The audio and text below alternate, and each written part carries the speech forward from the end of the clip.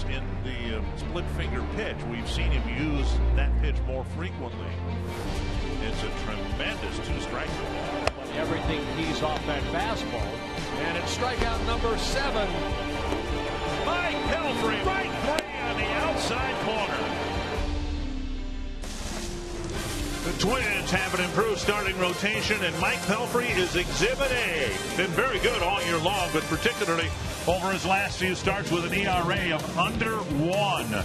The last time the Twins won a ball game at Target Field, Mike Pelfrey was on the mound. He'll be on the mound this afternoon in Game 2 between the Twins and the Texas Rangers. During the homestand in the Kansas City series, Torrey Hunter was ejected from the game after his last at-bat. He was later handed a 2-game suspension. He planned on appealing that, but today he announced he was dropping his appeal. He'll start serving his 2-game suspension this afternoon. And we welcome you to Texas. Dick Bramer along with Bert Blyleven. The Minnesota Twins have gotten very good starting pitching. That has not been the problem during this 4-game losing streak. They hope to get another well-pitched ball game from Mike Pelfrey today. Yeah, of course the offense is sputtering right now, so you need somebody to go out there and shut the door from your opponent. It has been Mike Pelfrey. Over his last 9 ball games, an ERA under 2, 5-2 on the year. He'll be making his 3rd career start against the Texas Rangers. All of them will be here in Arlington, but Pelfrey, my goodness, what that splitter has done to turn his career around.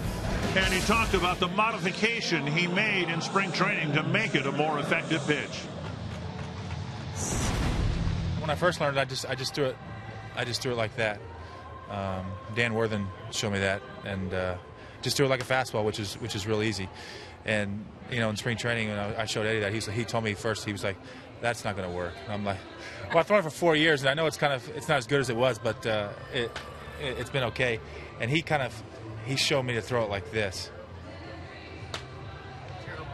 So I'm open up more, and you know, when I threw it this way, I've thrown it maybe as high as 88, you know, and I can't seem to throw this thing harder than 82, and it's got a lot more depth, and a lot more bite, and like I said, it's you know, I think the biggest reason for my success is, I think, 1, being healthy, and 2 is the split. It's the 2 reasons, and this has made, I think, it made all the difference in the world, and it's been a plus pitch that, you know, the other split I threw to only lefties, but I've been able to throw this to righties and lefties, and it's been great.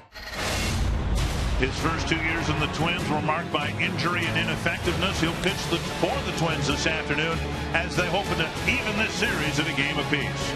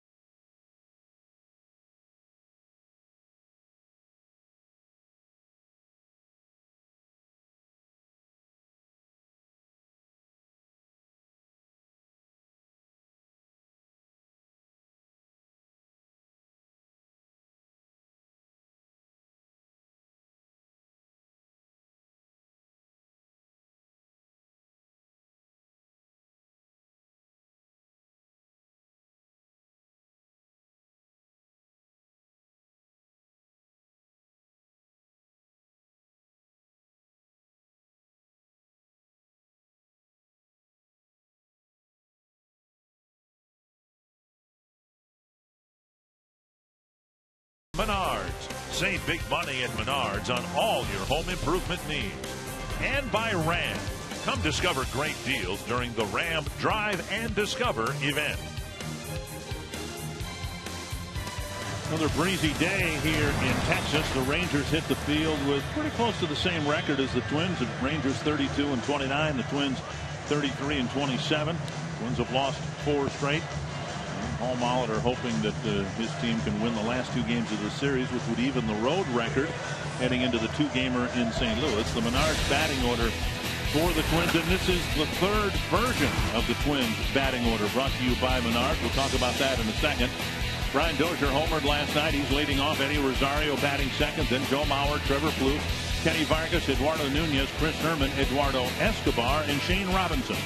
And for the Rangers, it'll be right-handed starter Kobe Lewis on the mound here this afternoon, making his 13th start. He's pitched pretty well over his last 2 starts. 1-0 record, 3.21 ERA. Try to do something that he has been unable to do, and that's to defeat the Minnesota Twins. This is his 8th career start against the Twins, his 12th appearance. He's 0-5 with a 7.28 ERA. Northland Ford defense for the Texas Rangers. Delino to Shields is in left field. Leonis Martin in center. Shin-Soo Choo in right. Gallo and Andrus left side of the infield. Alberto Moreland right side of the infield. The only change from last night, Robinson Chirinos doing the catching. And Bob Davidson gets plate duty. David Rackley, Clint Fagan, Hunter Wendelstedt on the bases. The only thing messier than my score sheet right now, because it's been changed twice, is the status of the Twins roster right now. The first lineup today had Aaron Hicks in center field. He scratched himself from the lineup with a sore right elbow. So we were given version number 2 of the lineup. And then about 45 minutes after that was posted, Torrey Hunter decided to drop his appeal. The bottom line on all of this is the Twins have the 9 players playing and only 1 player off the bench. That's Kurt Suzuki, who today will serve as the backup catcher. Brian Dozier to get things started. First pitch whacked to third, scooped up by Gallo, 1 away. Yeah, Kobe Lewis, not overpowering fastball. He has to hit his spots. Pretty good curveball, slider. He's got a split finger. He's in his 8th season with the Texas Rangers. First started in 2002, spent 3 seasons with the Rangers, went to the Tigers, the A's, then 2 years in Japan, and then back to the Rangers in 2010. The Rosario moving up to the number 2 spot in the batting order. That was the case in all 3 versions of the lineup. He takes strike 1. Twins want to try to get something going in the top of the lineup. In last night's game, they got walk and a couple of singles, filling the bases, nobody out. But as has been the case far too often in this month of June, the Twins got the minimum out of the maximum, just getting the 1 run. Yeah, Lewis getting ahead in the count. He's averaged about 6 or 7 strikeouts per 9 innings this season. And a strikeout of Rosario, 2 away. He picks up his first one here. Number 56 on the year as far as strikeouts in 74 innings pitched. So the breaking ball right here, the slider down underneath that swing of a lot of left-handers, are a good pitch. And Lewis does a good job of getting that strikeout. Here is Mauer, the designated hitter today, and that too has been the constant in the 3 lineups. Joe getting a day off the field and a day as the designated hitter, and he takes strike over the inside corner.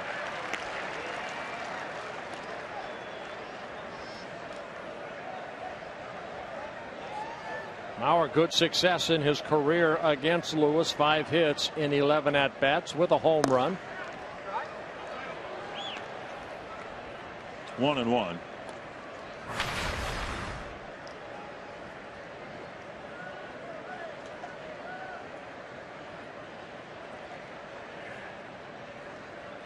And now 2-1. I was down on the field around 1 o'clock and came back up about 1:30, and then the skies just opened up. It rained hard here for maybe a half hour, maybe 45 minutes, which cut down a lot of the humidity, and very comfortable afternoon. And they ended up having one of the wettest Mays on record here. A lot of flooding in the state of Texas. Yeah, the Rangers were able to take batting practice. The Twins were not. It started right about when the Twins were ready to take batting practice. So they took it all underneath. 2-2 to Mauer. And a drive to center field. Team back. A 1-2-3 first for Colby Lewis on 9 pitches. Mike Pelfrey will hit the mound for the Twins when we come back.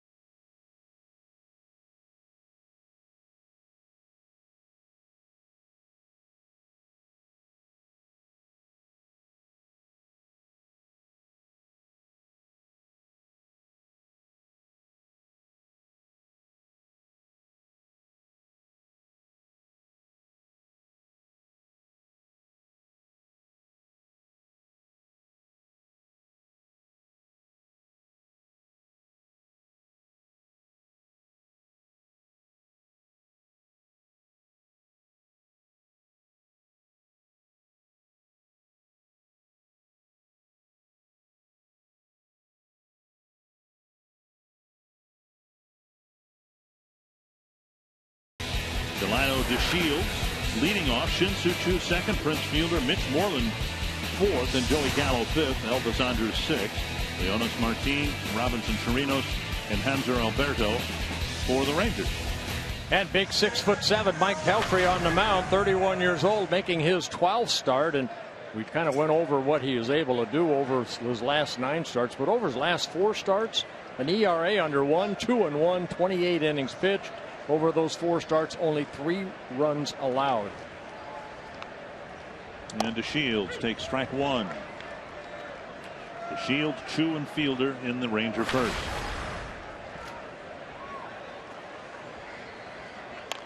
There's a bunt. Plouffe was charging bare hands and fires and turned it into an easy play. You take the bunt away, and that's why Trevor Plouffe was in on the grass. Northland Ford defense for the Twins. Eduardo Escobar, the latest left fielder. Shane Robinson, the latest center fielder. Rosario was in left. He's now in right. Plouffe, Nunez in the game. That was not the case in the first 2 lineups. Dozier and Vargas on the right side. Herman catching. 1 down. You saw Trevor on that last play anticipate the bunt. And he's seen other third basemen in the league do that. And sometimes even playing back. And then approaching the plate as the pitch is delivered, expecting the bunt, and it seems like that's what happened there. Great anticipation. Right. 1-0 to Shin-Soo Choo. Up the middle, a hot ground ball and a base hit.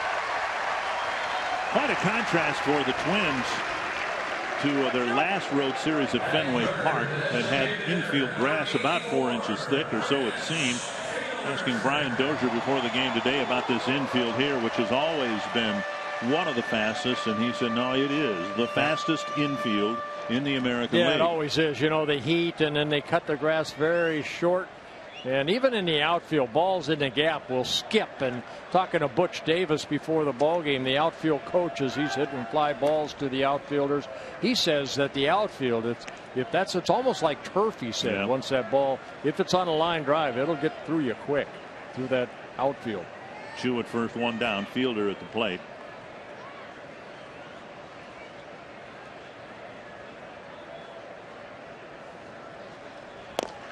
Be interested that Twins don't go to the Rogers Center in Toronto until early August. And one of the odd things that's happened is now with their new artificial turf at the Rogers Center, they're saying that might be one of the slowest surfaces in the league with a lot of that extra granular material. Down and away, and it's 2-0. Fielder Pelfrey will try to be very careful with him because he's 8 for 25, a 320 hitter, but he's hit 3 home runs against Mike Pelfrey. A 346 batting average, the best in the American League.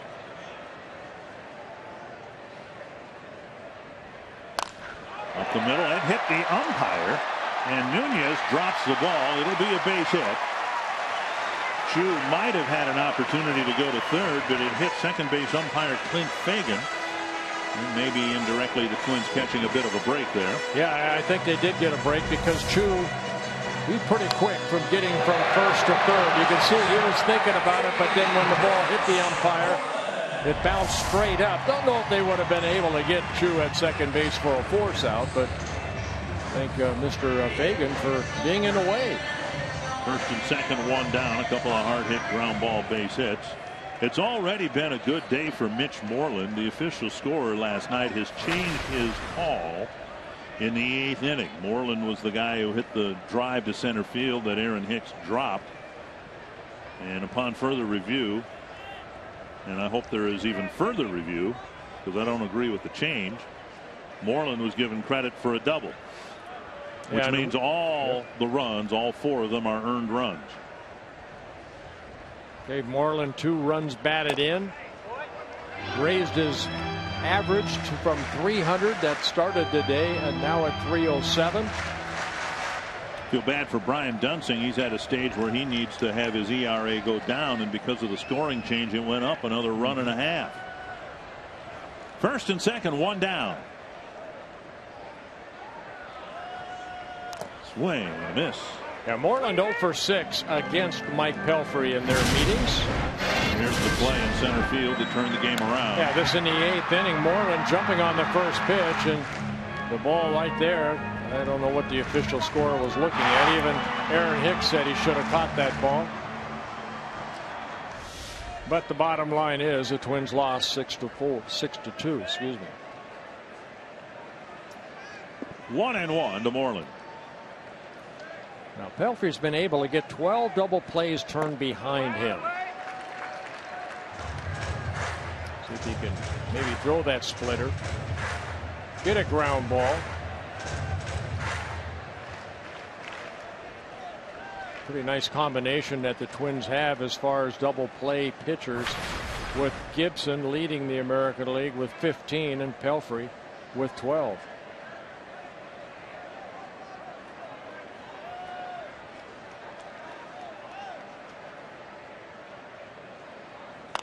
Fouled away, 2-2, and this is where the splitter's really been effective. It's been a tremendous 2-strike pitch for Pelfrey.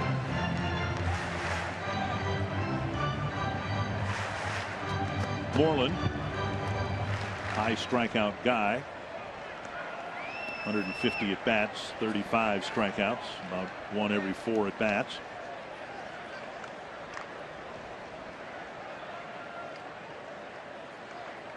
Two and two for the Texas cleanup batter.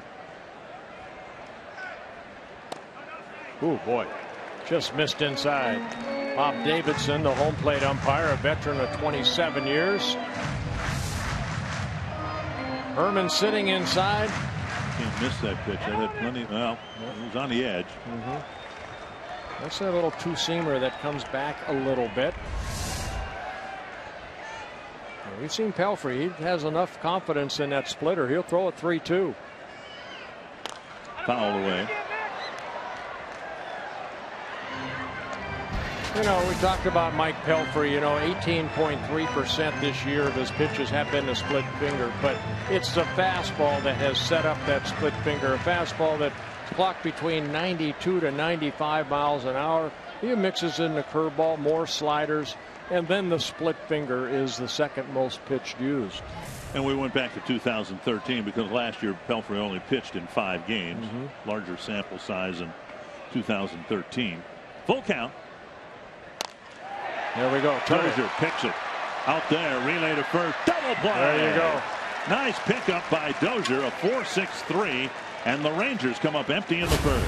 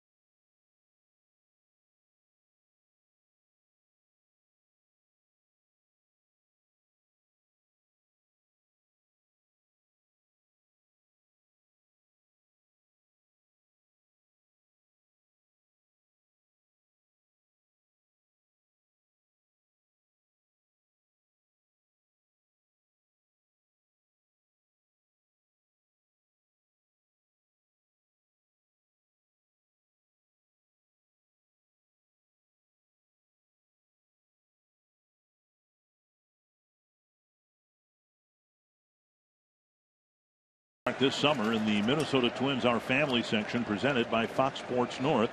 Tickets in this alcohol-free section start at just $10, include a free Schweigert hot dog and Pepsi. For ticket information, visit foxsportsnorth.com. Click on upcoming events on the Hot Topics bar. Trevor Plouffe to lead off the second, taking strike one. And now a foul ball, strike two.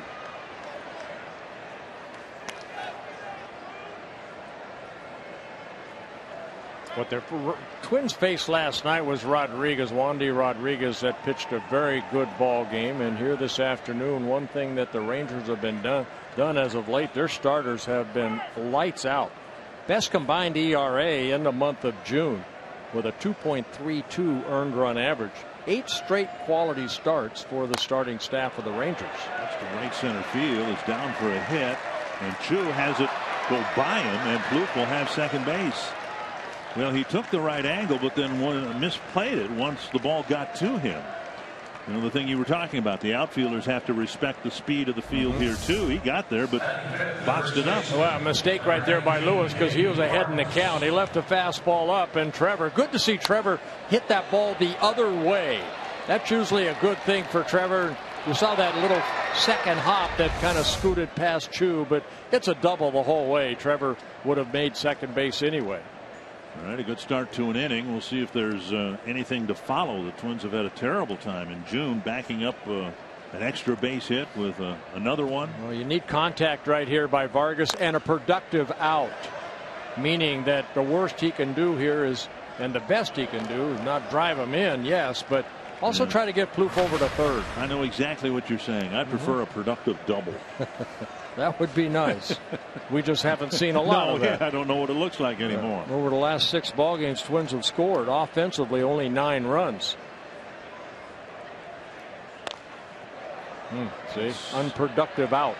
Not much that Plouffe can do, and Plouffe's frustrated because that's the way the ball was played, with Gallo coming over and in. Third base would have been open for him to advance. Yeah, only the Pittsburgh Pirates have a better starting staff here in the month of June. You see Texas second right there. And the Twins have pitched very well too. They're not too far off of that list. Here's Eduardo Nunez, who was not in the original starting lineup, wasn't in the second starting lineup, but he made the third cut.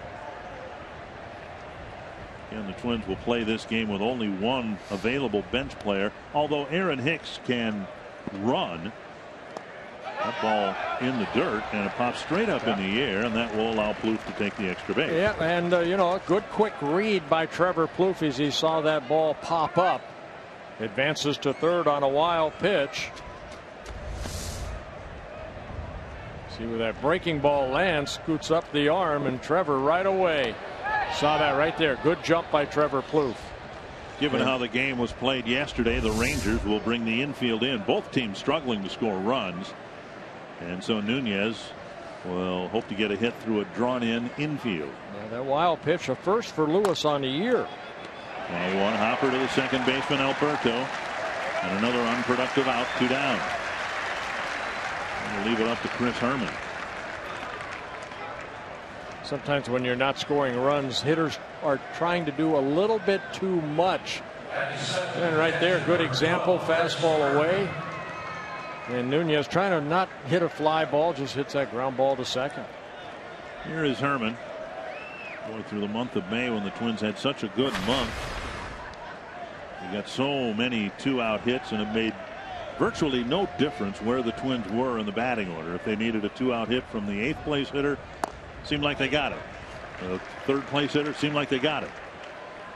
Well, the Twins have been painfully short in their 2-out hitting in June. And again, that's the roller coaster ride that you have to go through, and sometimes have to bite the bullet in a 162 game schedule. Just outside, 1-1. But the good thing and the positive thing is the Twins were 20-3 in May, so they know if they can get back on the right cycle, start scoring some runs. The pitching has been outstanding. They're going to win some ball games. 1-2 now. And we fans, we want to see it sooner than later. You can see in June the team has really struggled offensively. And as you look at those numbers, remember this: there are only 2 teams in the American League with a better record than the Twins right now. The Royals within the division, and then the Astros by about a game over in the West. Yeah, you see the runs per game. 1-2 to Herman with Plouffe at third and 2 down. And that hit Herman. Well, it might have been a wild pitch. Plouffe will have to go back to third, and Escobar will have a chance with runners at first and third. It looked like it hit his back foot right here. So Herman smiling, he's okay. He'll probably take a foul tip off that foot anyway before the game is over with. And will kill the right nerve, off the toe. Kill the nerve endings in the second inning, and it won't hurt so much in the 7th. And now Escobar. This offensive slump that the Twins have fallen into being felt by everybody, including Escobar. Just has not been a period of at bats for Escobar where he's hit anywhere as consistently as he did last year. And he takes strike 1. Yeah, last year he hit 275 in 133 games, but you know he's gone from short to the outfield to anywhere that he the did Twins that today. need him. Yep. He was supposed to be the shortstop today. Now he's in left field. 1 strike. Short center. Martin coming in. And the Twins leave 2 aboard in the 2nd.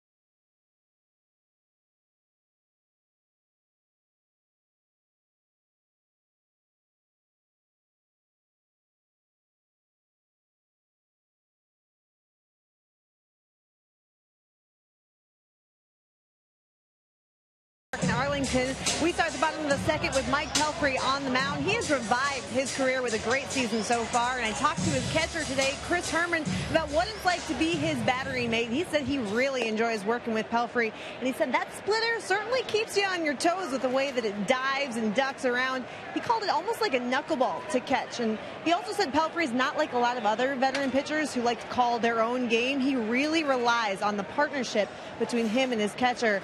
Chris Herman says it is a lot of fun to be out there with a guy who is so locked in, especially lately. Now, he hasn't caught Pelfrey since May 3rd, but guys, he was very much looking forward to doing so today. Yeah, he caught Mike Pelfrey early in the season, but lately it has been Kurt Suzuki. So Herman, you know, very good game caller, will go about and see what Pelfrey has and then make the adjustment. That's what a good catcher does. Joey Gallo took ball 1. He'll be followed by Elvis Andrus and Leonis Martin. And a strike call.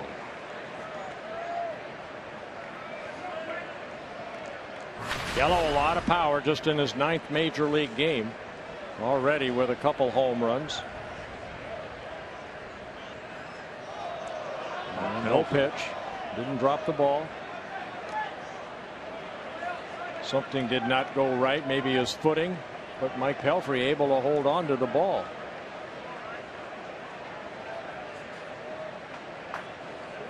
Working off the first base side of the rubber, and you see the Ranger starter works off the third base side. Fouls taken.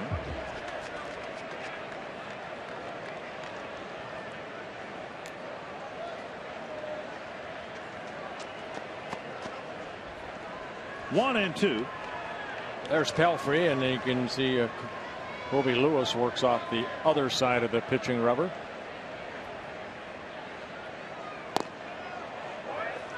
That might have been the splitter there off the outside corner. Now Pelfrey's done a good job against lefties. Opponents hitting 254. Left-handed hitters just hitting 198 off of Mike Pelfrey. Right-handers hitting 293. And now a full count.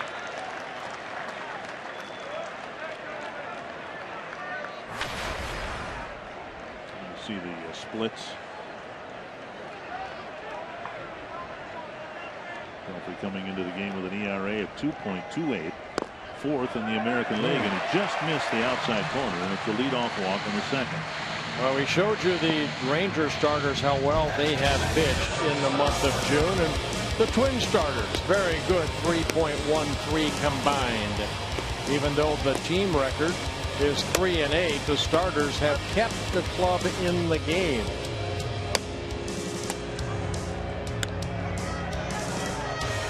The overall team ERA 3.77, seventh in the American League. Gallo at first. Elvis Andrus, the surprise hitting hero for the Rangers last night. At least I was surprised. I suspect Tommy Malone was as well. Andrus with a 2-run home run in the 7th, 2-run single in the 8th.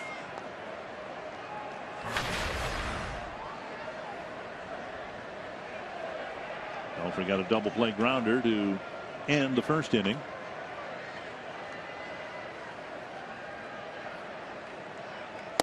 And strike one.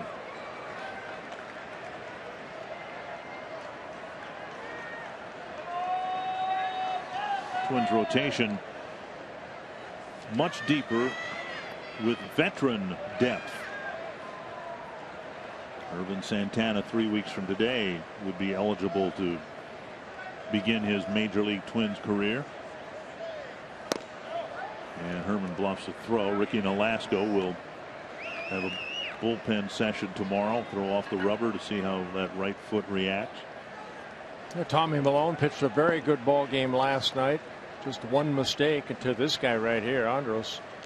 Andrus hitting the home run that put the Rangers up 2-1, but then Brian Dozier next inning hit a solo home run to tie it.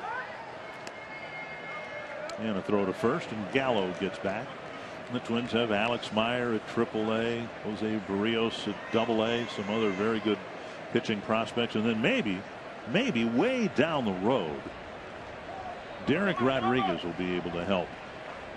The son of future Hall of Fame catcher Ivan Rodriguez. There goes the runner, and a pitch shot towards second. And Dozier's able to reverse field and make the play. Yeah, it was Brian Dozier that was going to cover the bag at second base, but he did a big halt right there and got back and able to maybe a little hit and run put on by Jeff Bannister, the manager of the Rangers. Watch Brian Dozier with Gallo going. It's Dozier that has to backpedal and hit that ground ball. And Gallo gets in the scoring position with one out. Leonis Martin will bat with one out and a runner at second.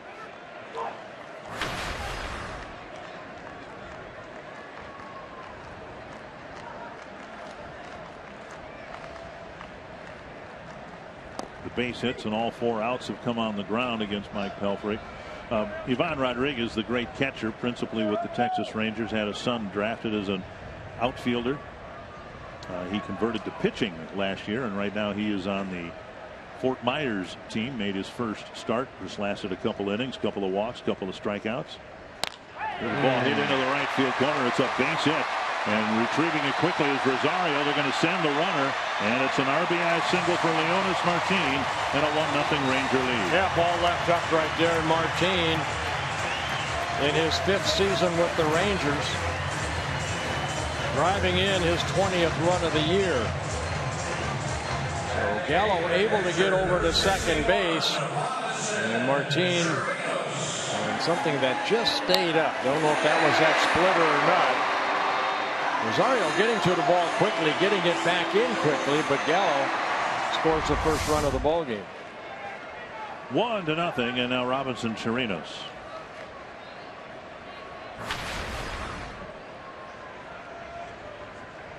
First ball elevated by the batter, and it came on a pitch that itself was elevated up around the letters. Strike one to Chirinos.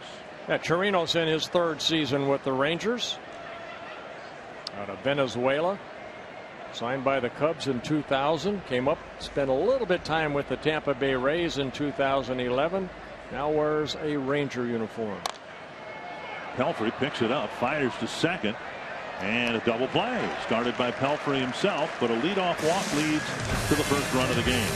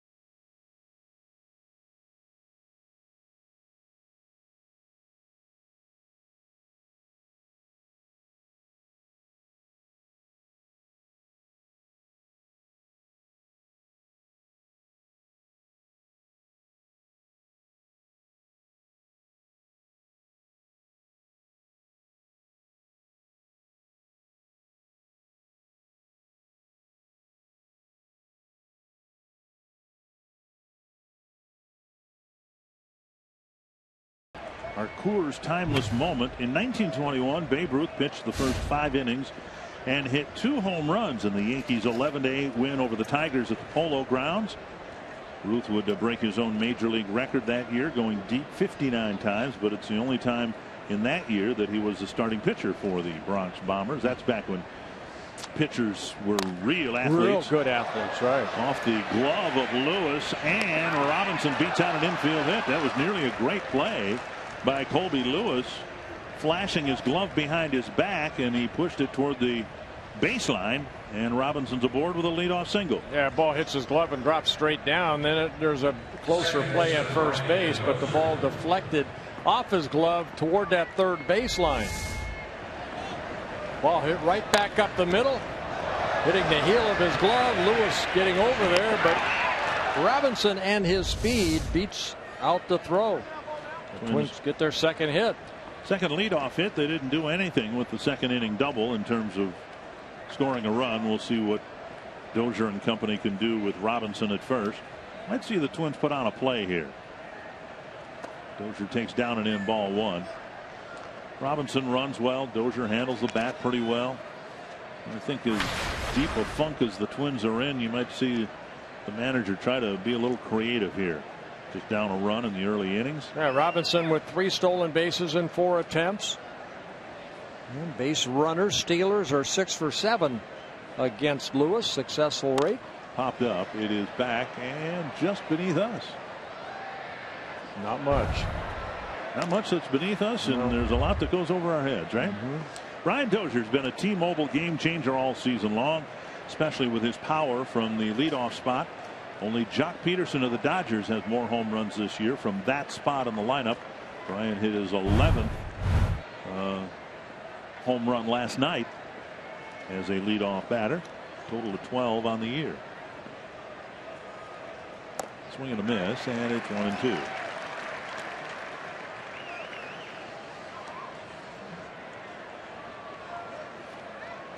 Brian last year led the club in home runs with 23.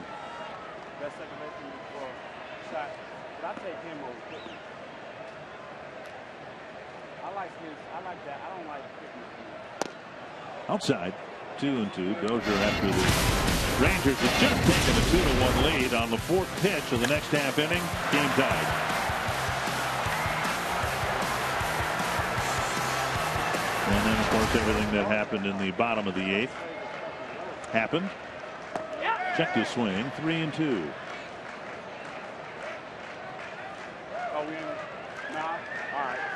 And now with a full count, we'll see if Robinson takes off. I think he's going to take off here. Get him moving.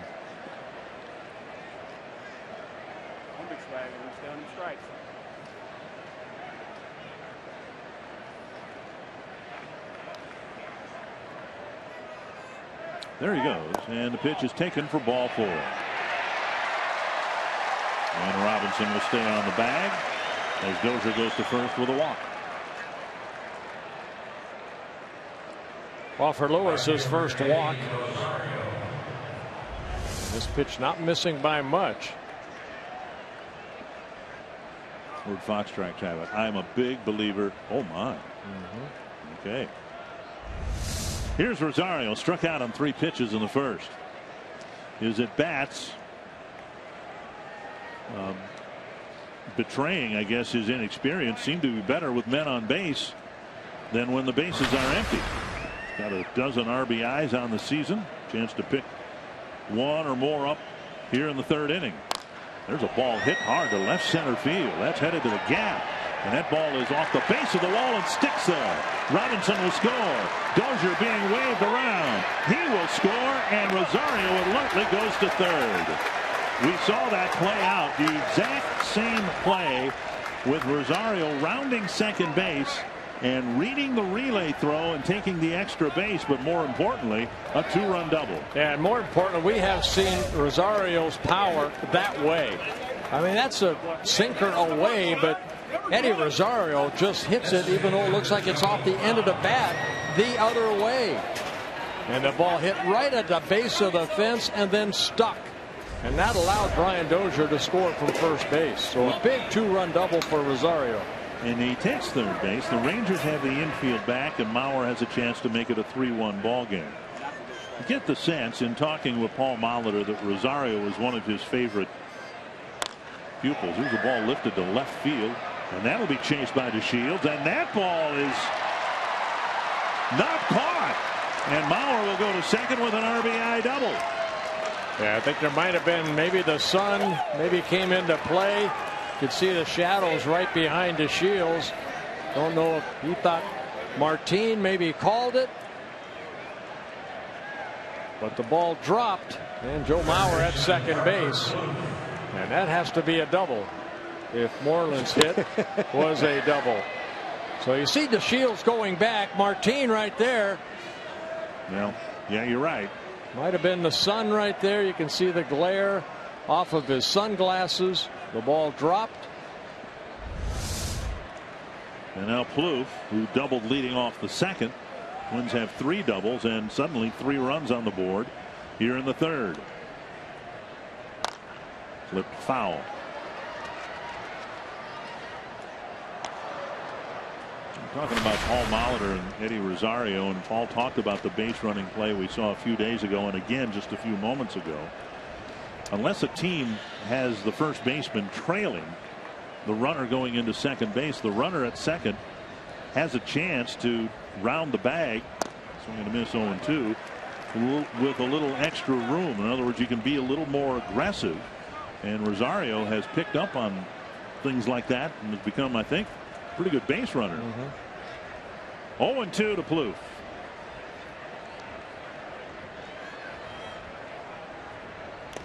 Chasing, foul tip. Chirinos catches, one away.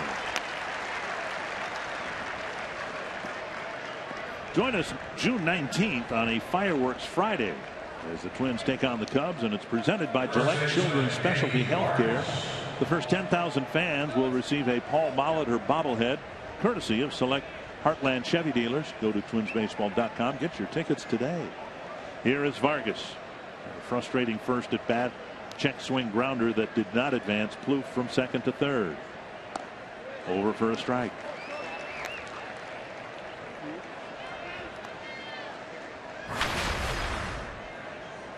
Mentioned it last night. Vargas with 29 hits, but only 6 extra base hits, 3 doubles, 3 home runs. Outside. The benchmark I like to use, and there's so many more numbers now than there were in baseball 10 years ago, but especially for somebody like Vargas, who's in the lineup to mash the ball and have a high slugging percentage. 1 extra base hit for every 10 at bats. If a player's doing that, they're reasonably productive. And in Vargas's case, 121 at bats and only 6 extra base hits.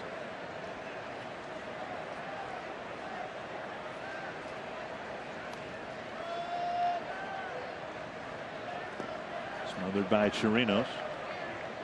Brian Dozier has 33 extra base hits in 230 at bats.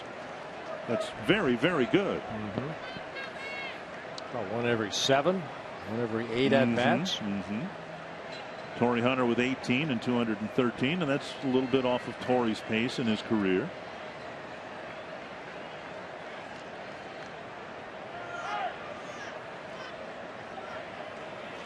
Trevor Plouffe is right on it. 200, well, now 213 at bats and 220 extra base hits. Fouled back.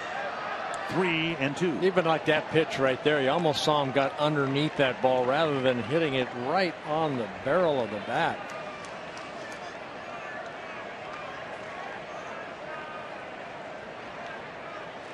Yeah, on the extra base hits, it's actually Brian Dozier that leads the American League in extra base hits with 33. 1 ahead of Josh Donaldson. Fouled back. You know, singles are nice, and it's a successful at bat, but it takes 3 of them to score a run. But when you start adding up doubles, and particularly in a case like Dozier, somebody who can run pretty well. Well, when you're 6'5" and about 275, you don't want to be known as a singles hitter. It's the 20th pitch of this inning, and Vargas hoping to drive Mauer in from second base.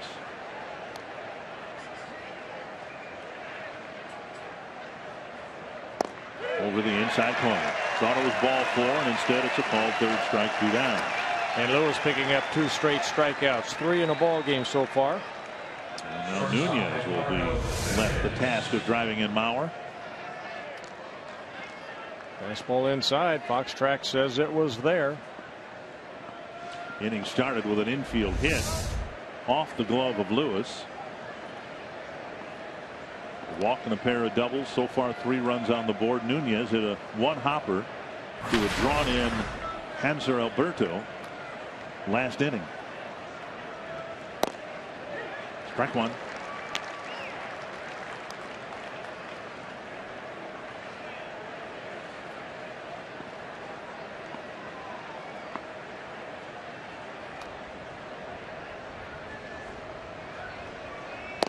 Strike 2.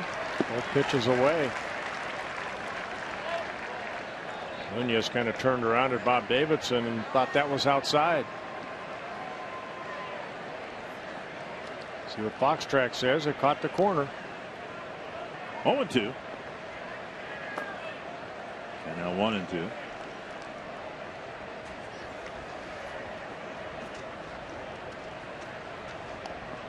Kobe Lewis making his 156th major league start, his 194th game overall, 59 game winner. Worked almost 1,000 innings. Most of those innings coming as a Texas Rangers. Pitched a little bit for the Tigers and the A's. And a couple years in Japan. And Nunez chases to end the inning. starts with 3 hits and a walk. It ends with 3 strikeouts. But regarding the hits, by June standards, an offensive outburst. 3 runs in the 3rd.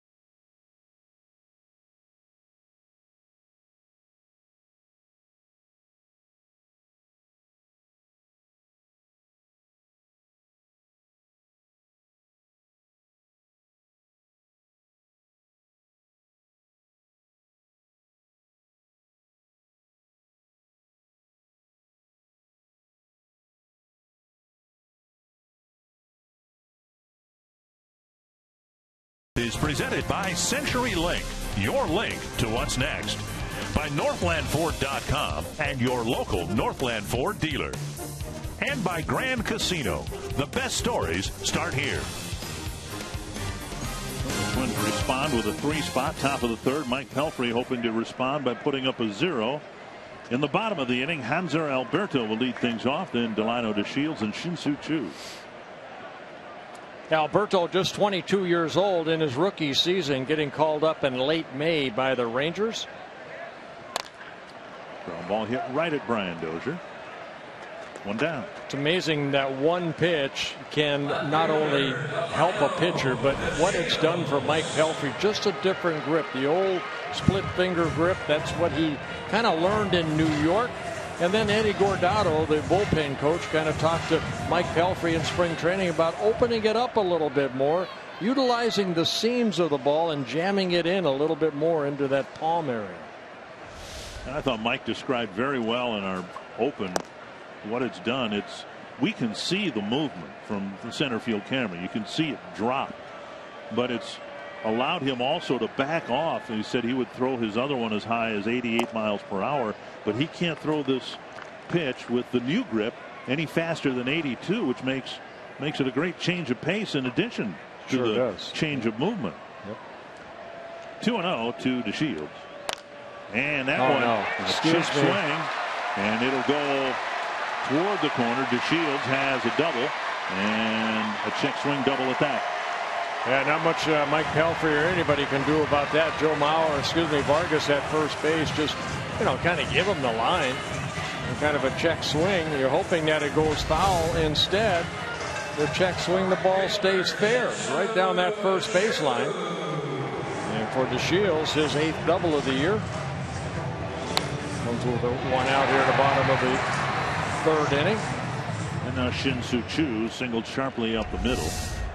All 7 of the outs recorded by Mike Pelfrey have come on ground balls. A couple of ground ball double plays. One in each of the first 2 innings.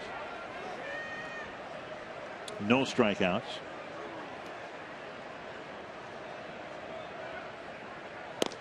Fastball's up.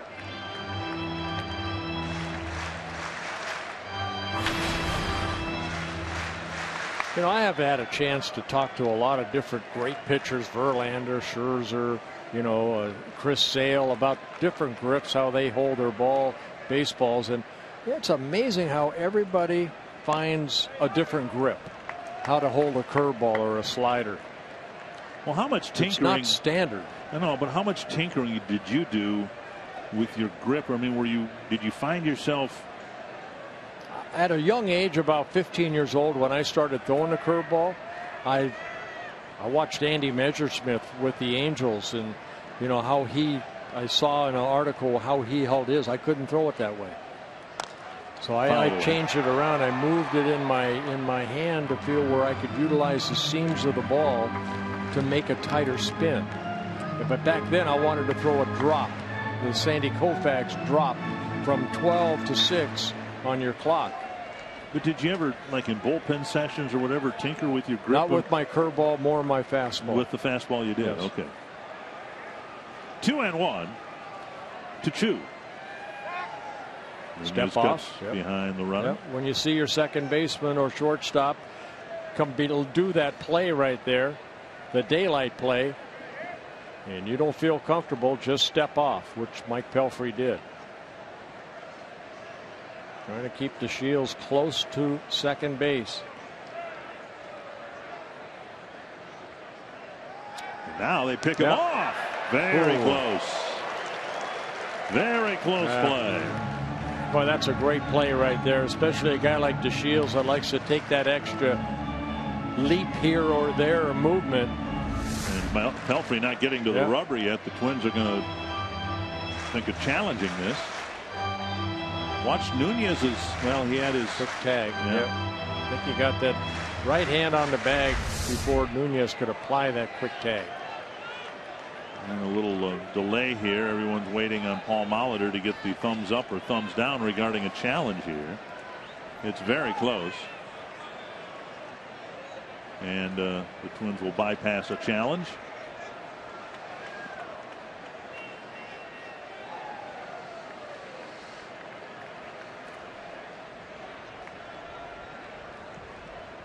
Two and one. And now inside 3-1 with Fielder on deck. Now, I tinkered with my fastball grip, but I also tinkered with a changeup. You play with some great guys that had that circle changeup. I could never throw that thing, so all I did was add a finger. And I called it my lone pitch. For 2 years, when I gave up the 96 home runs combined, those 2 years, that was my lone pitch. Base hit to right. DeShields got a terrible read. Now they're going to wave him around. Dozier's throw. Not in time. Rosario threw it to Dozier, anticipating that the run was going to score anyway. DeShields got a horrible read on a ball that was clearly going to be a base hit. He was going to hold at third base, and then he was waved home. Well, that's where speed can steal your run right there, even though DeShields did hold up as Chu hits his ball sharply. A lot of topspin. Rosario gets it back in as quick as he can to Dozier, and then to throw home because DeShields right here, Tony Beasley, the third base coach, who wants to make sure, see him slowing down. He says, keep going. On the ground up the middle, a base hit.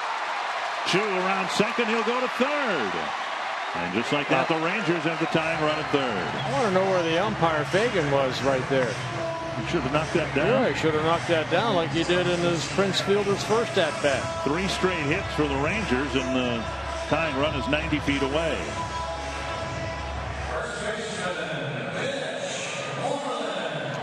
Moreland will bat. Get into a double play his last time up.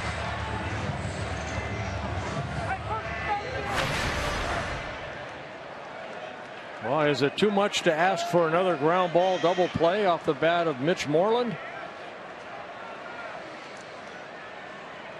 Fielder at first, Chu at third. Still only one out.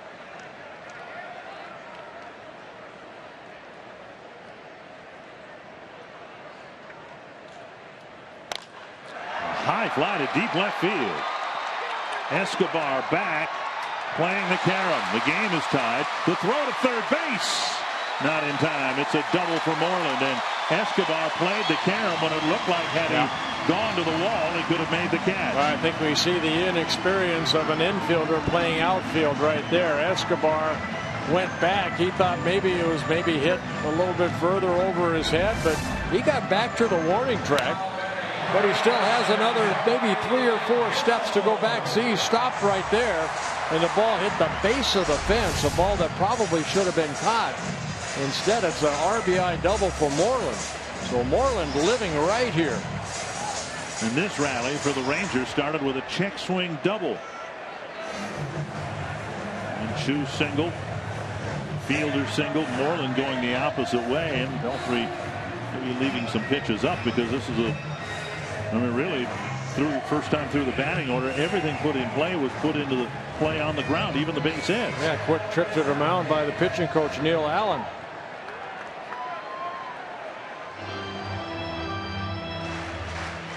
Alberto hit a 2-hopper to Dozier to start the inning. Since then, double, single, single, double. Tie game 2 in scoring position and only 1 out. Twins are going to play the well, we're going to intentionally walk Gallo first and then bring Andres to the plate.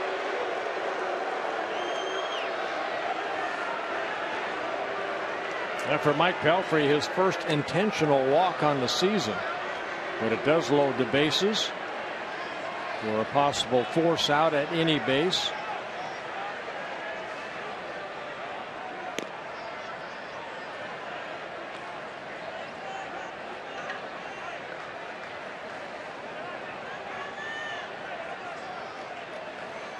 Yeah, 3 runs allowed so far by Pelfrey, the most runs he's given up since the middle of May in Detroit, where he gave up 5 runs, 4 earned in 4 2/3 innings. He's faced 14 batters. He's only retired 5 of them. Bases are loaded now for Andres, who hit a ground ball to Dozier his first time up.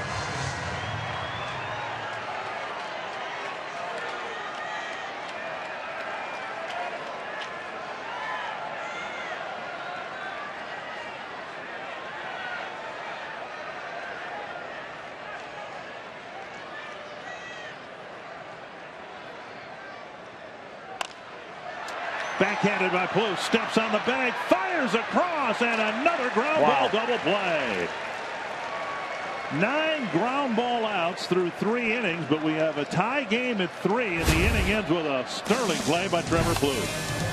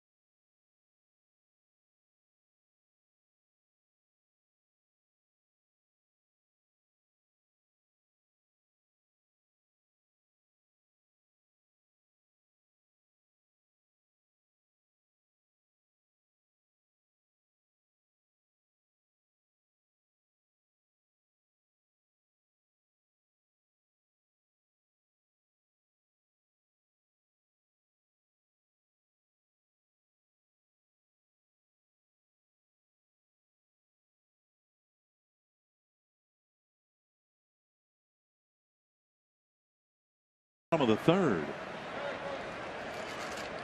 Plouffe backhanding a hot ground ball, stepping on the bag and throwing on the run in time to convert the 3rd ground ball double play in as many innings.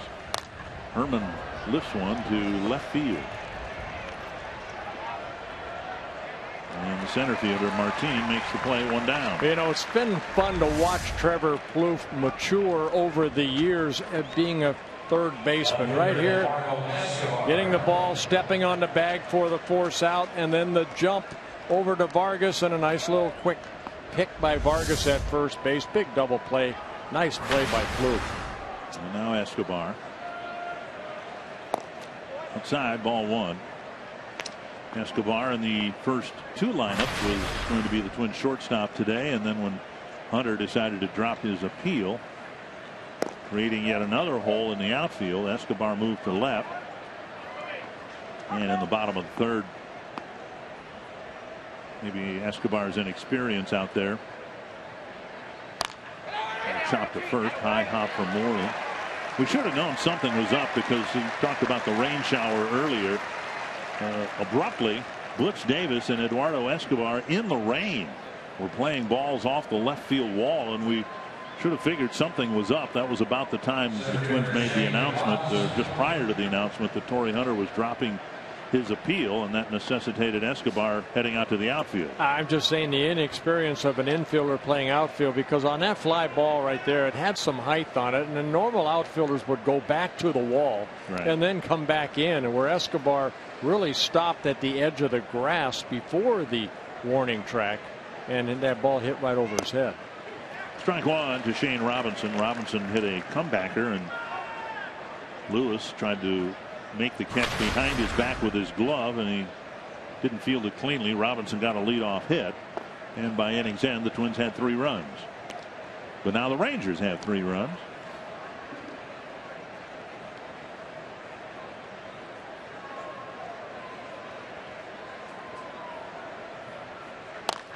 Off the end of the bat, Andrus across the diamond, a very quick 1, 2, 3, 4th inning on 7 pitches.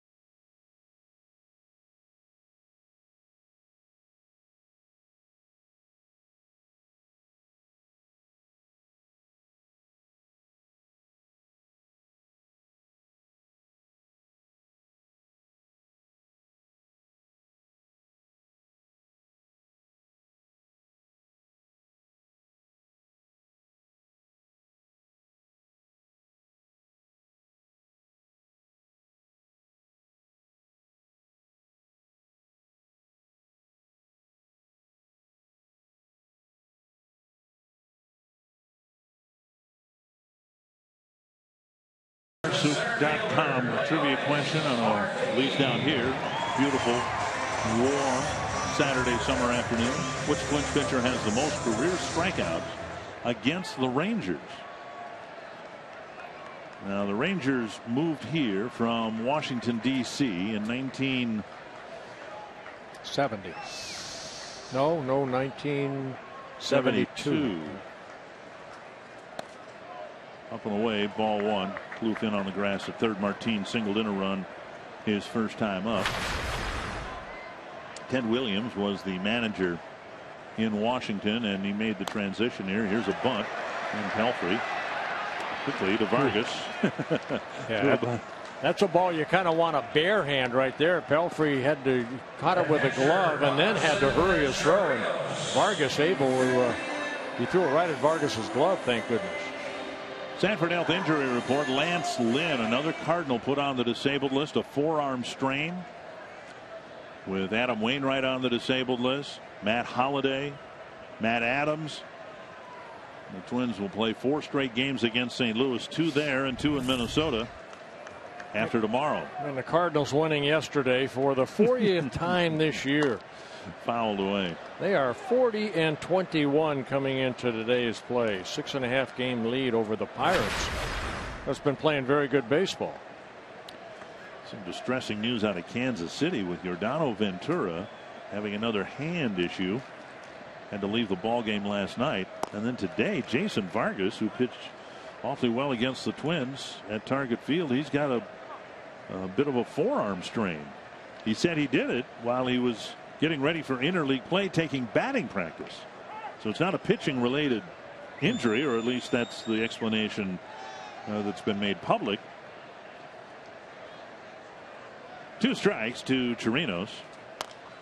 How about Pat Venditti of the Oakland A's, the switch pitcher? I believe it's his right shoulder was injured as he was throwing left-handed. If that makes any sense. Yeah. And he says he can't pitch from either side, even though he can pitch from both sides, and he's only got one sore shoulder. This one looped down the right field line, and that drops safely for a hit. Chirinos will hold up there with a bloop single.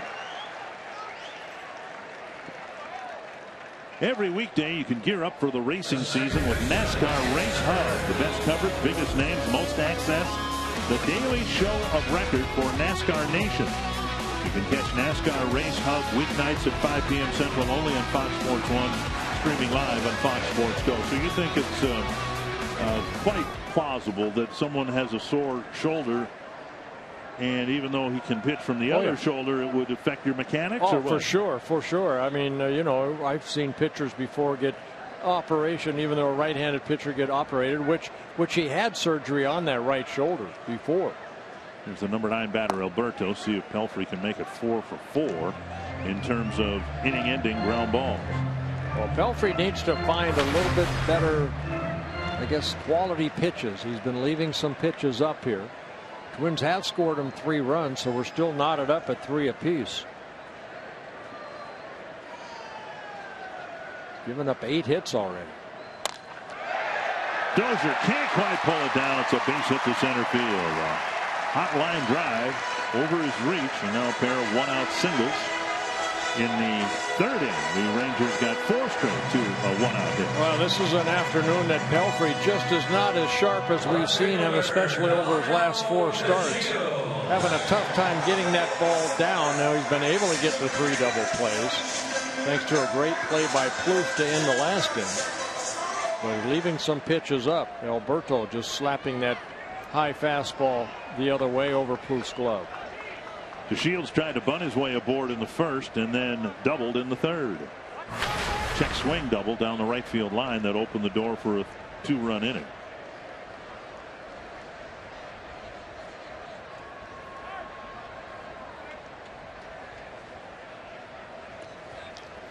Yeah, DeShields, we mentioned it last night, a Rule 5 draft pickup by the Rangers from the Houston Astros organization.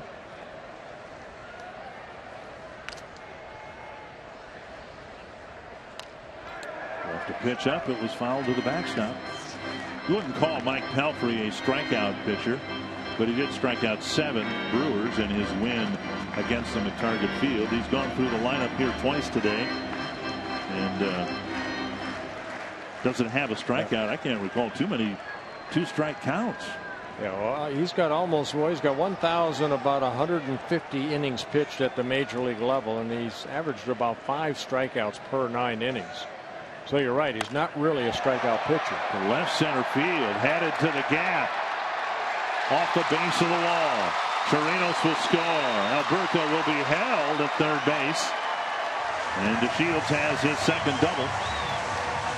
And again, the Rangers are stringing hits together with 1 out on the board. Another pitch. It looked like maybe a split finger that stayed up, and DeShields clobbering it into left center.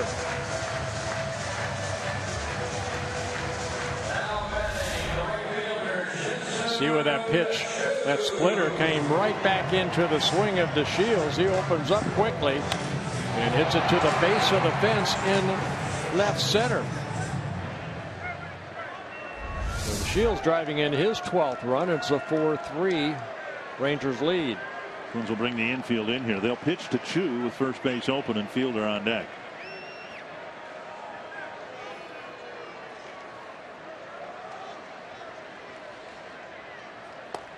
Strike at the belt. When Pelfrey pitched his game against the Brewers, he gave up 8 hits over 8 innings, and he gave up 1 hit in all 8 innings. Today, the Rangers have 2 hits in the first, 1 in the second, 4 in the third, and 3 already in the fourth.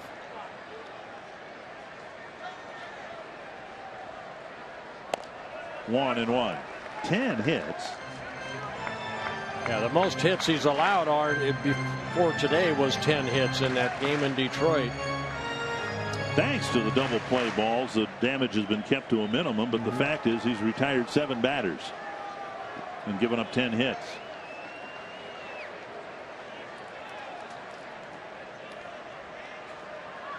One and one.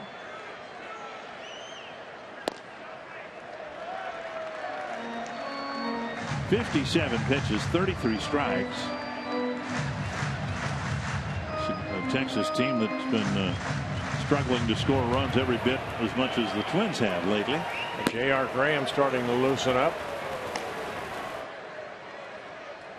2-1.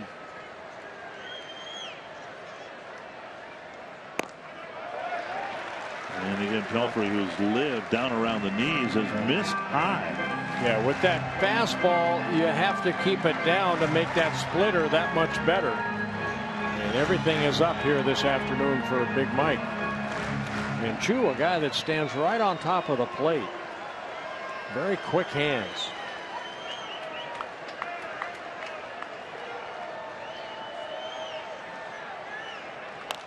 Fouled back now, 3-2.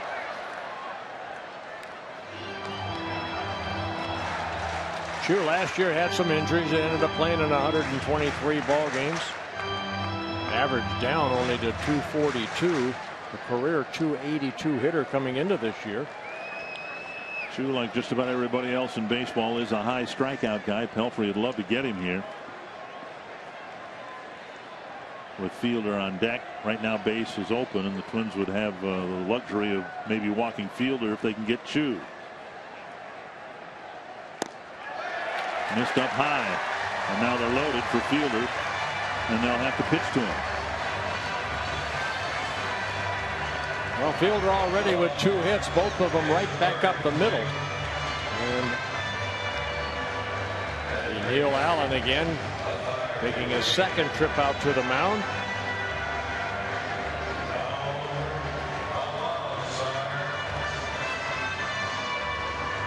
Maybe you can get another ground ball off the bat of Fielder, but hit it at somebody.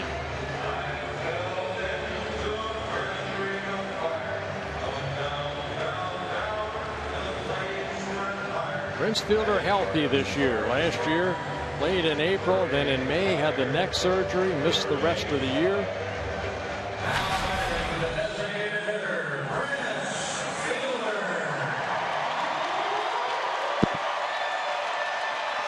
And Fielder with 2 singles.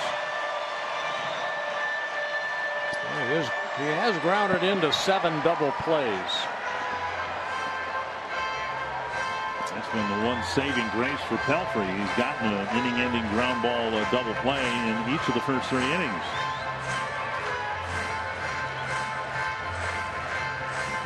And the Twins will play the infield at double play depth here.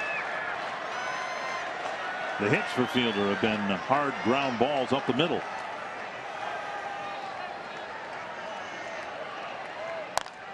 Ground ball. Vargas goes to second. Relay to first. Pelfrey can't hang on to the ball. Looked like they would have had the double play, too. Yep. Pelfrey had his foot on the bag. He had to reach back for the throw just a little bit. Well, the pitcher's responsibility to get over there because Vargas had to go to his right a little bit to get that ground ball. And Fielder not the quickest out of that batter's box, so Pelfrey, don't know if he was a little late getting over there. We'll see the ball hit hard. And Pelfrey getting over there. And you become the first baseman, and he really didn't set himself up to make a good catch, even though that throw was on the first base side a little bit. That ball is catchable. It'll be a fielder's choice, a run batted in, and Nunez's throw was back up the line just a little bit. And a 2-run Ranger lead. We're just in the bottom of the fourth. We've already had 8 runs on the board. Yeah. Out by Herman. One thing about that throw is you go over there to cover the bag. You'd like it, you know, where everybody else would like it. A first baseman is about chest high. So he got over there, and then he had to reach down to get that ball, and it just popped out of his glove.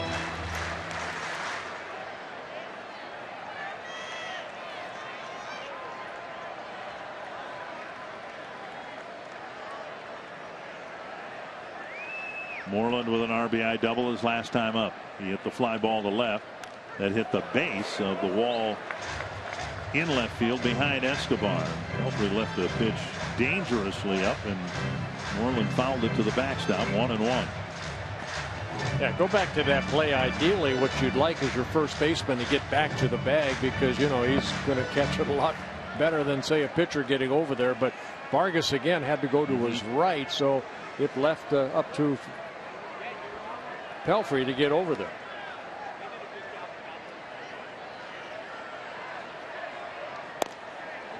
And the pitch up. It's 2-1. Nothing has come easily for Mike Pelfrey here today. Faced 4 men, but gave up 2 hits in the first inning. And while every out has been made on the ground here today, it's the balls left up that have been hit hard into the outfield that have made him really struggle. Deep to right.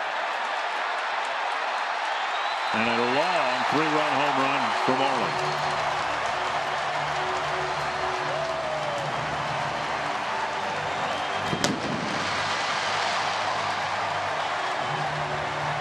Home run number 8 on the year for Mitch Moreland. And that was a no-doubter.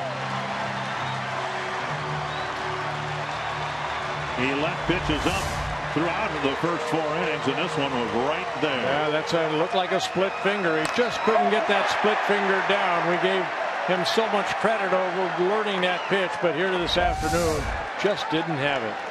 And you're going to have that. 8 runs allowed by Mike Pelfrey.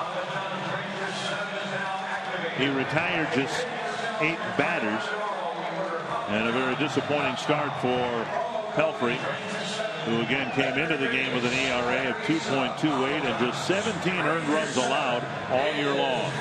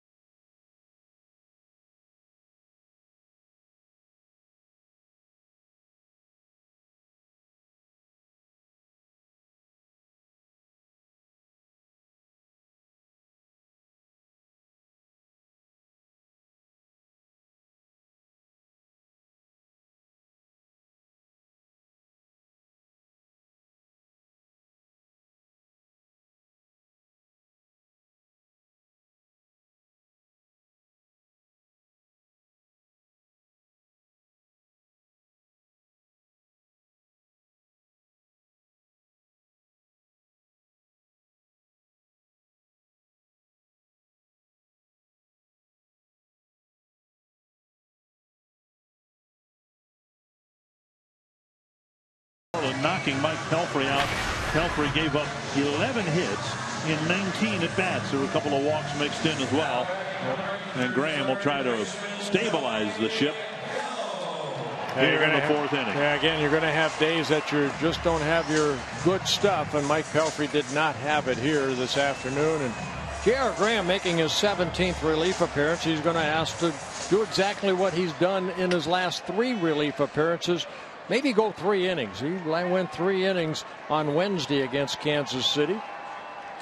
Allowed 2 runs, but both of them unearned. After going 4 innings in a spot start.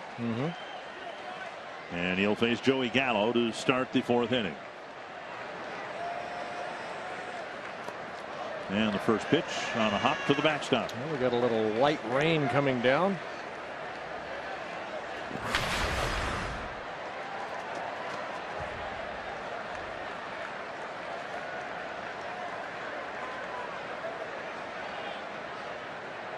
A 5-run 4th inning so far. And there's a pitch low, 2-0.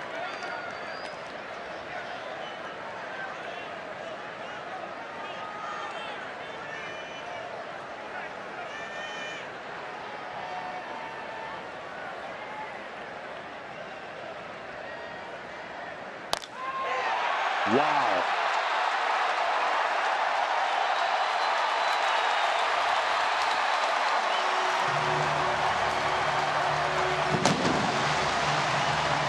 Well, we thought Marlins was a no-doubter. I don't know that I've seen a ball hit that far in quite a long while. Gallo's 3rd of the year.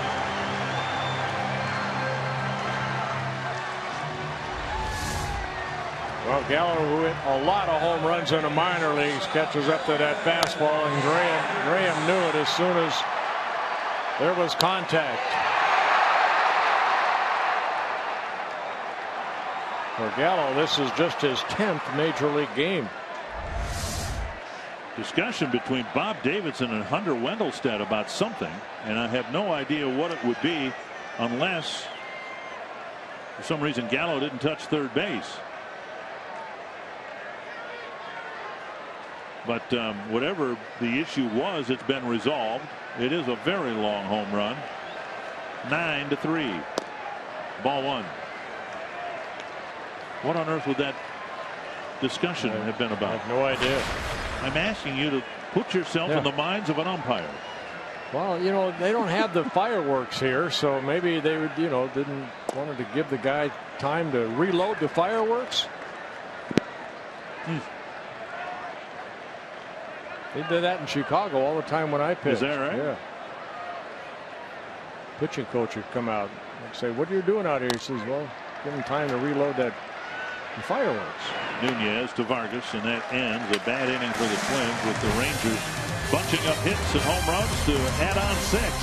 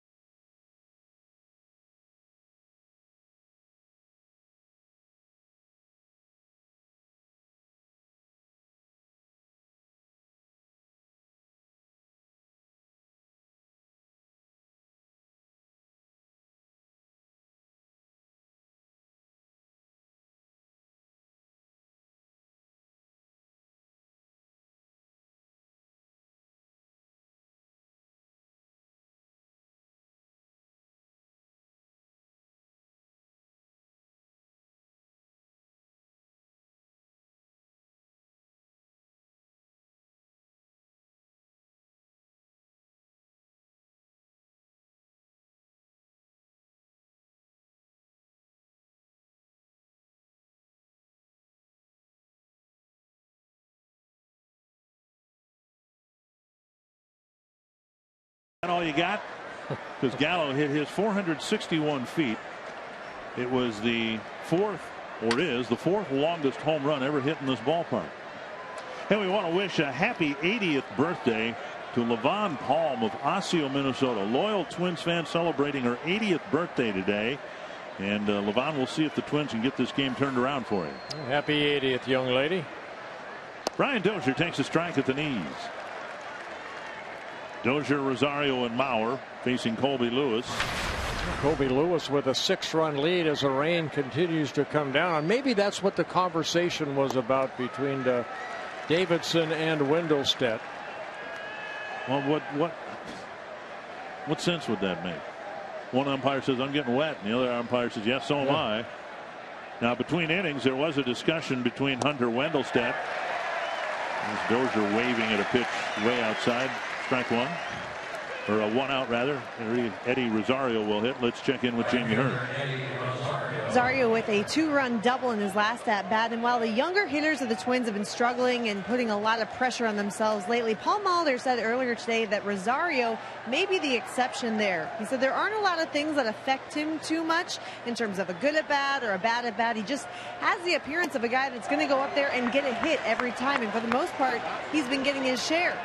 Paul Molitor also said that is a big part of the reason why he has Rosario hitting in the 2 spot today, guys.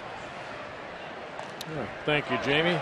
Drove in a couple of runs, jumped on the first pitch from Lewis in the 3rd, and drove in Robinson and Dozier.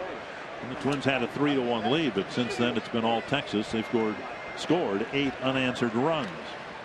And again, Colby Lewis came into this ball game 0-5 in 7 career starts against the Twins. So he has that comfortable 6-run lead.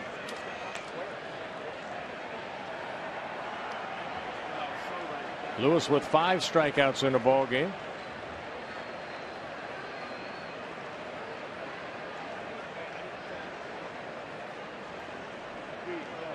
Two strikes. Foul back. I've done this now for 32 years. I can do it for another 32 years. And every time I see rainfall here, I'll think about the lightning bolt that hit near the ballpark here a couple years ago. So it can rain all at once. I'm dry. I don't think anybody wants lightning to hit as close to the ballpark as it did 2 years ago when we were here. Into the right field corner, but foul. Now, you weren't here for that, were you? No, I was not. I did see it on TV, and they showed it. It was beautiful. I was in Florida. I think Ron Coomer maybe was here doing the game with me then.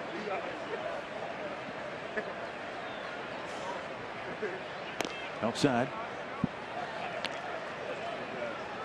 It convinced me that I probably would never say a bad word on the air, because if it was ever going to happen, it would have happened right then and there. Rosario to short center. And I did, and it didn't happen to me. 2 down in the 5th, and that'll bring up Mauer. Now Lewis on a little run right now. He retired the 8 straight Twins.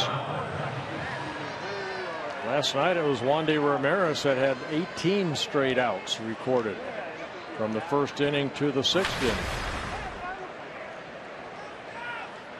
Mauer with an RBI double on a line out to center. And he takes strike 1. Joe driving in his 35th run. And among active players right now, he's the top RBI man on the team. Torrey Hunter will not play today, nor will he play tomorrow. His 2-game suspension will be served. And bigger question mark, I guess, involves Aaron Hicks, who took himself out of the lineup with a sore right elbow.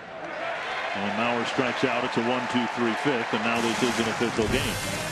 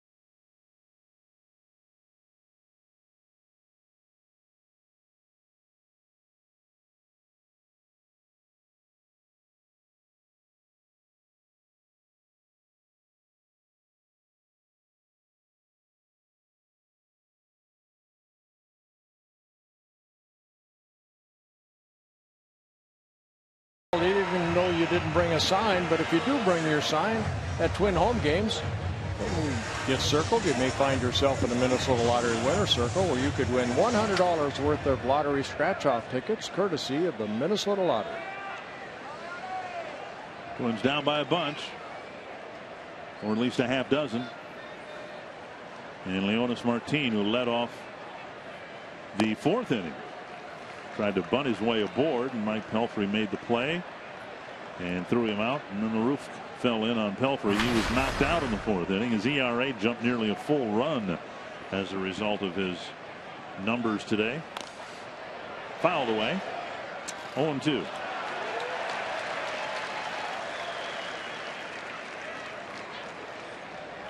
I'd like to see Graham go 3 or 4 innings here, save some of the arms in that bullpen.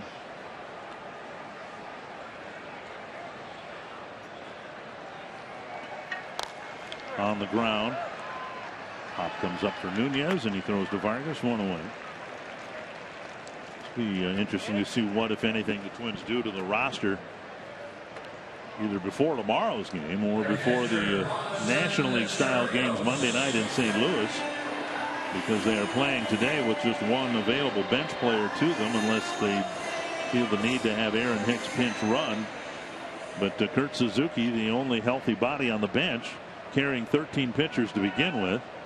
When a player is serving a suspension, and we saw that with Will Smith when the Brewers came to Target Field, they, during the length of the suspension, have to play a man short.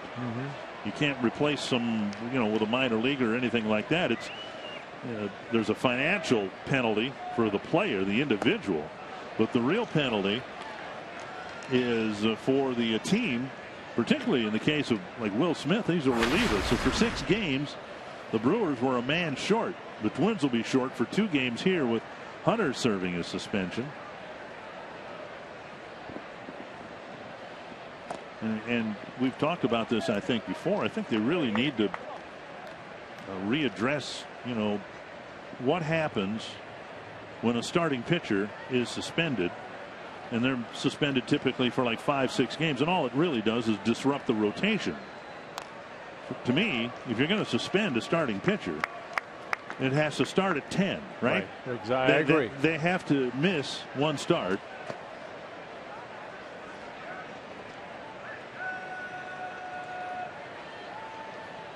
Two and 2.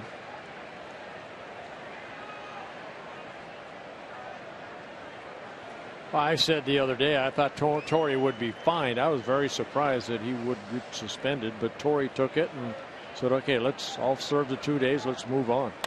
There's a deep drive to left off the bat of Chirinos. And that one high off the wall, and Escobar will fire to second. And it is a double for Chirinos, his 2nd hit of the ballgame. Yeah, Chirinos in his 3rd season with the Rangers. Got a pitch up right there. Hits his 10th double. Came in hitting only 192 on the season. If Escobar had played Marlins ball like he just played that one, might have saved the Twins a run back in the 3rd inning.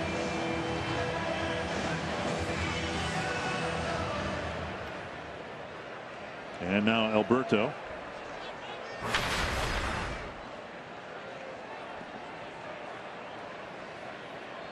Alberto with a base hit last inning, just over the jumping Dozier at second base.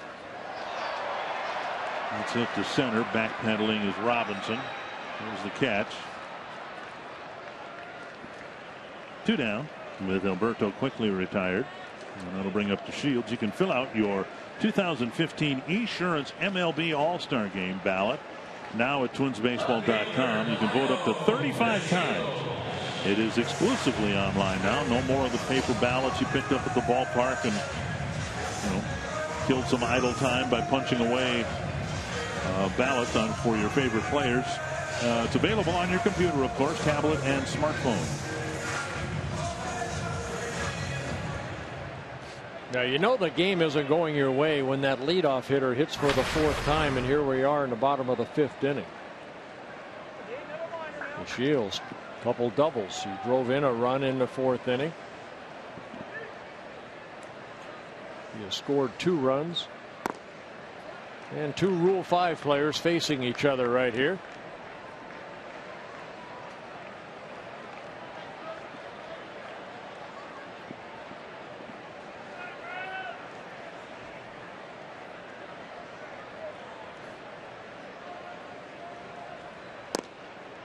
A lot of people, I think, were surprised and maybe some were disappointed when the Twins did not retain the services of Anthony Swarzak, who filled this role very well for a number of years for the Twins. But once the Twins made the commitment to J.R. Graham and imagining what role he would fill on this team if in fact he made it out of spring training, well, this was the role. And as the Twins found out when Tim Stauffer was here and he kind of fell down into the similar type of role, you can't really have a redundancy. You don't need two people for the same job. You hope not to have too many games where you need a guy like Graham to pitch a few innings in long relief anyway. Well, Graham wants to pitch. He that definitely wants that ball. He just doesn't want it in the third or fourth inning. He's really excited, of course, for his start. And he pitched well. 4 innings, only gave up 1 run. The solo home run to Ryan Braun. That was it. Tapper up the line, foul, 3-2.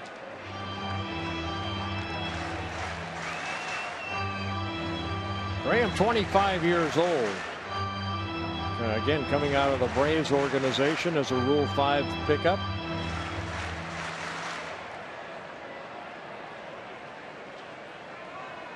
Three and two. 2 outs here in the Ranger 5th inning.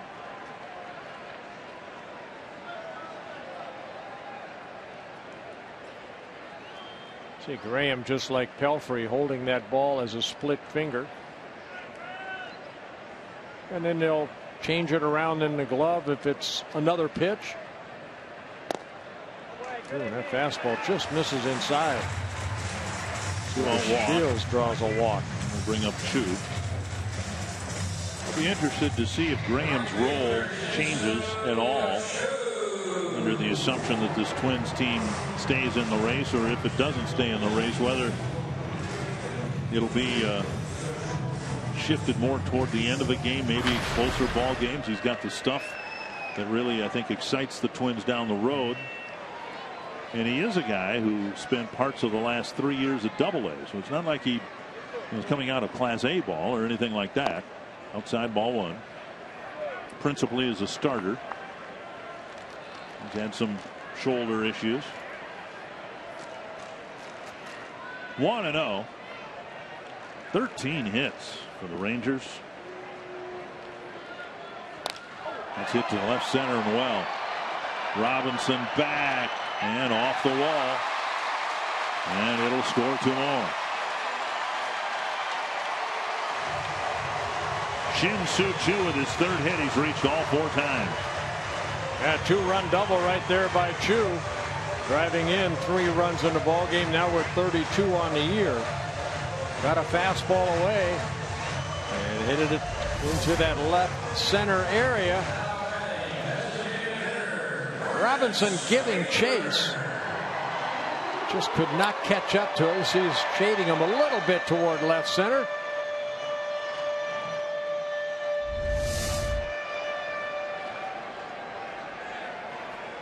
And now Fielder.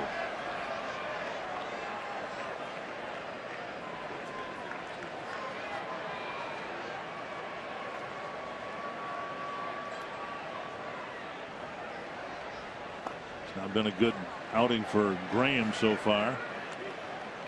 He's faced 7 men, has retired 3, given up 3 extra base hits, 3 runs and a walk.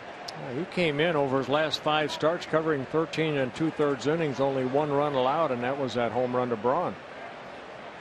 So he's been throwing the ball well. A strike on the outside corner, 1-1.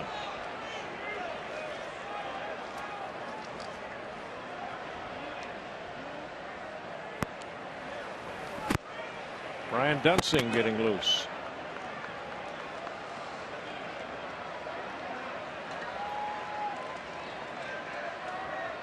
One and one.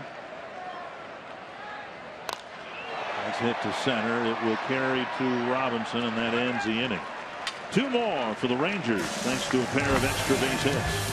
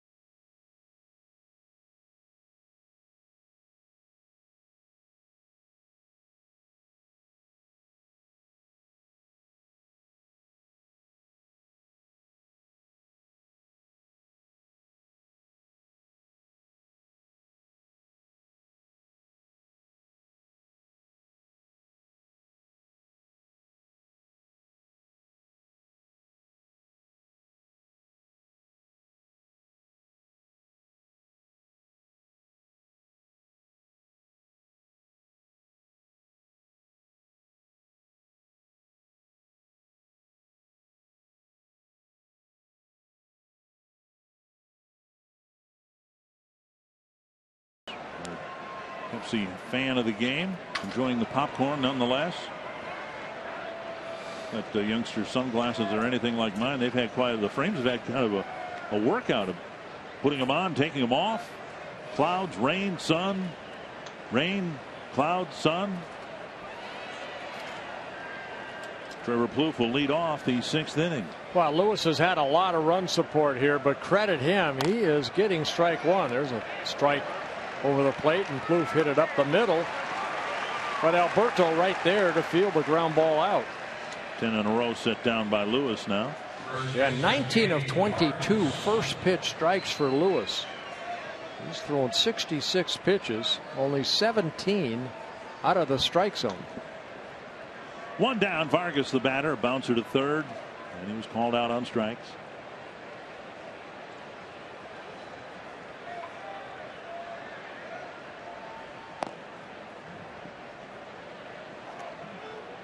Twins with only 4 hits, but they bunched 3 of them together to score their 3 runs in the third. Vargas on one hop, knocking Alberto to the seat of his pants. 2 down.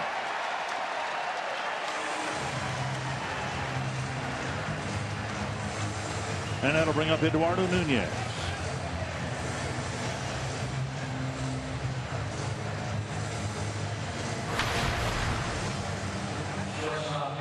Nunez with a bouncer to second and a swinging strikeout.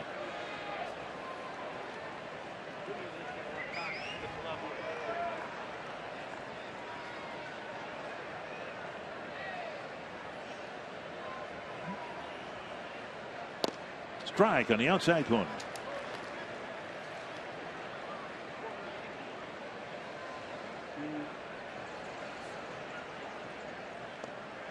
And in the dirt. Now Lewis making his 13th start, and 5 of his starts here at Globe Life Park.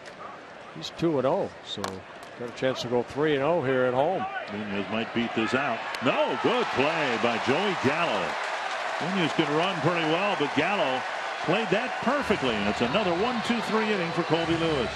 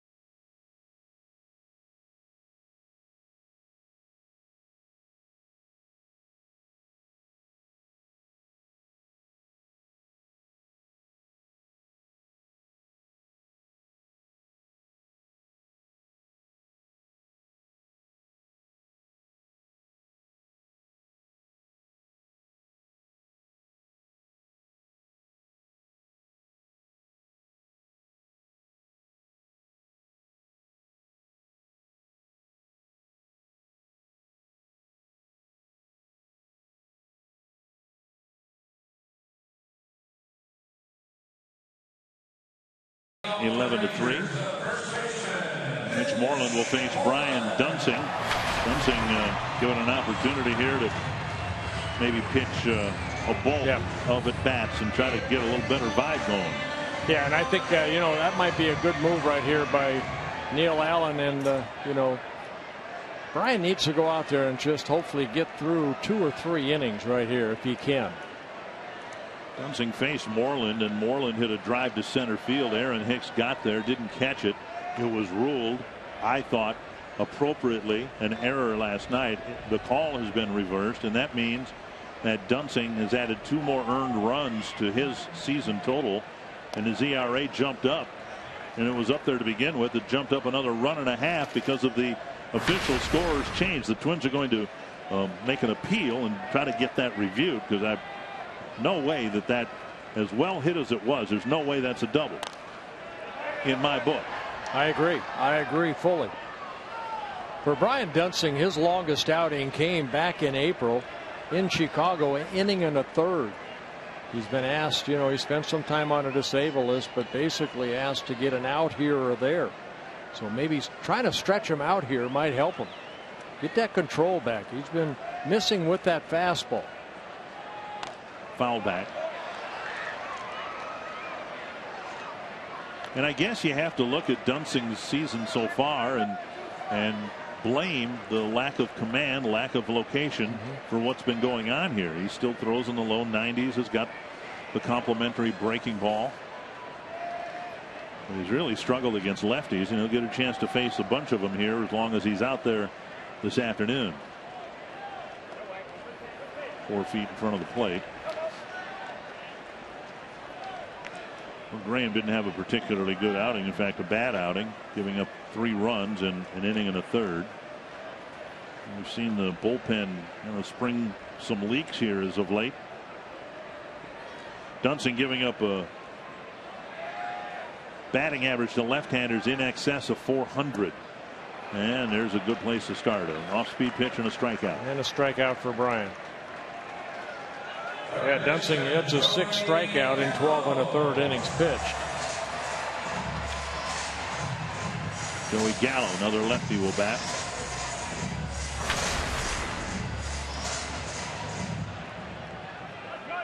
And for the Twins, that strikeout, the first strikeout for the Twins against the Rangers here. Fox Tracks presented by Ram. Left up. An off-speed pitch. Did I read that right? 69 miles per hour. I just tried to flip a curveball in there. Left it up.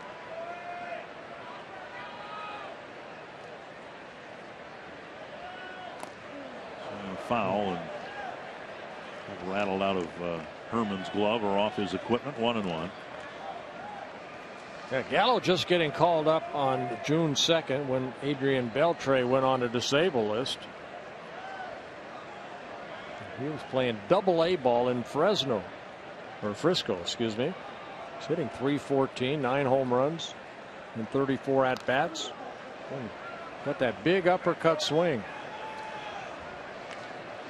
Didn't carry with him the hoopla of Chris Bryant, but you saw where that pitch was that J.R. Graham threw him. It was down. With that uppercut swing, you want to pitch him right about the letters. Well, that's where Graham threw. The home run ball was down and in, right? Down, yeah. Got to go up their ladder with him. More in. That's out over the plate. Dunsing struck out Moreland with a breaking ball. We'll see if he goes after Gallo with a breaking ball. Gallo in the minor leagues, 1,177 at bats. He struck out 478 times. So in the minors, he struck out about once every 3 at bats.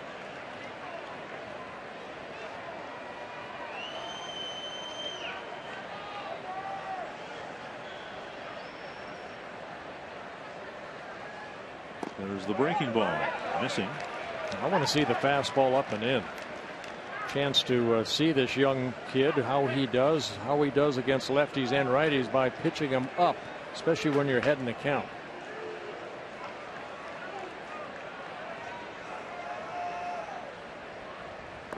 Another breaking ball. No swing, and it's a full count.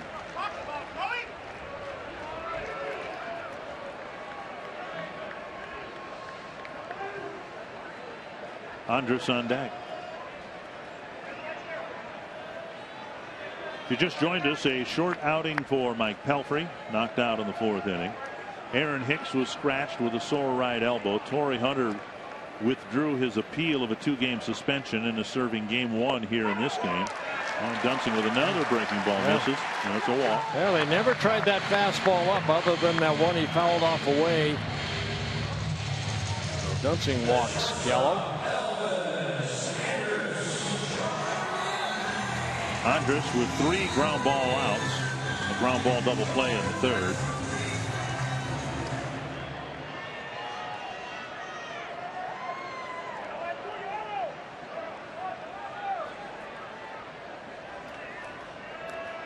Everybody on the Ranger team has gotten on base except Andrus. He did enough damage last night. And a base hit to right. Now he's aboard. Gallo to second base. And that'll bring up Martin.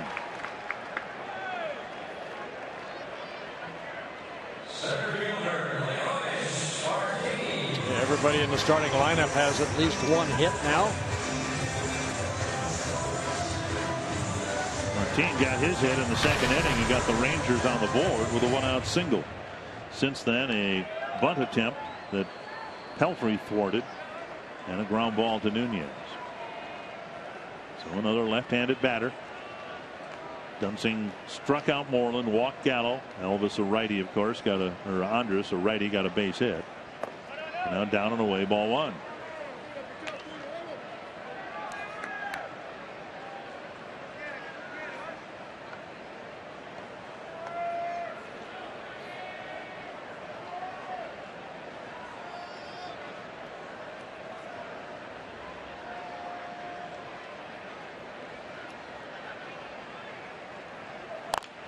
Back to Dunsing. Fires to second. And a double play. 4th ground ball double play that the Twins have turned. A scoreless 6th for Brian Dunsing.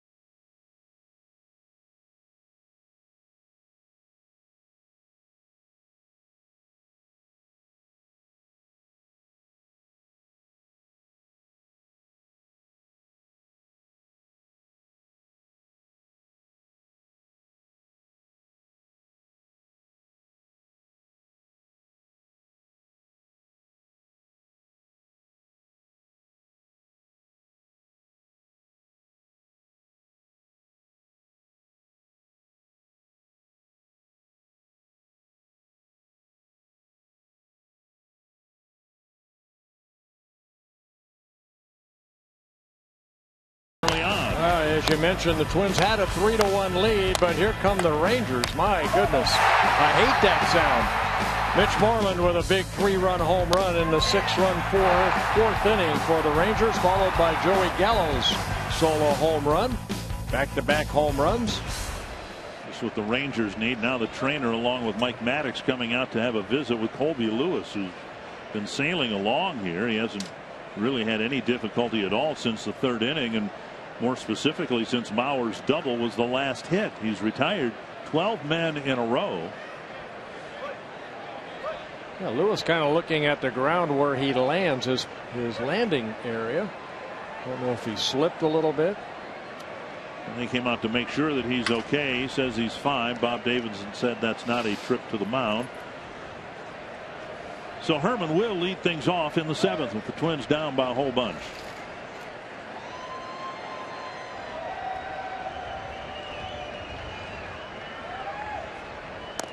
At the knee, strike 1. Herman hit by a pitch in the 2nd, and then hit a fly ball to center in the 4th. pulled foul into the Texas dugout.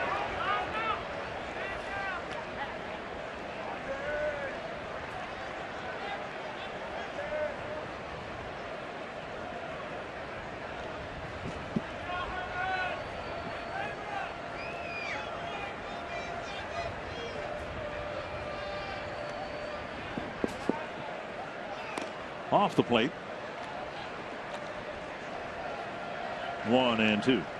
Herman, Escobar, Robinson. And again, the Twins playing this game with one available bench player, and that's Kurt Suzuki. Aaron Hicks scratching himself with a sore elbow this morning. Said he felt it in the batting cage, not something that had been lingering at all. Paul Molitor said he knew nothing of any elbow issues before about a half hour before he met with the media at 10:30, or excuse me, 12:30. And then Torrey Hunter, shortly after that was announced, decided he would start serving his 2-game suspension. The Twins playing a man short because of that, and through tomorrow's game as well, and we'll wait and see what, if anything, happens regarding Aaron Hicks. There's a ball tapped foul. 2-2.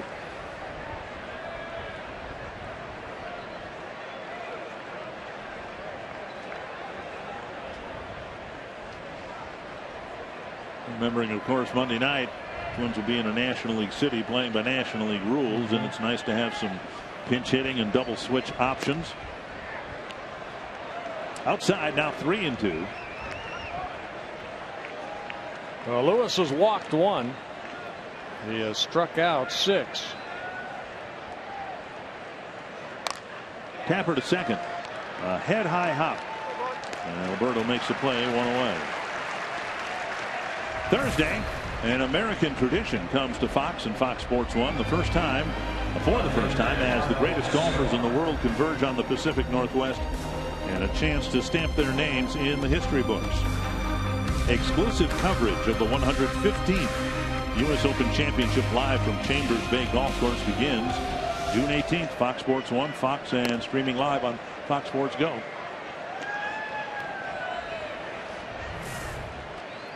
See some of the pairings for Thursday.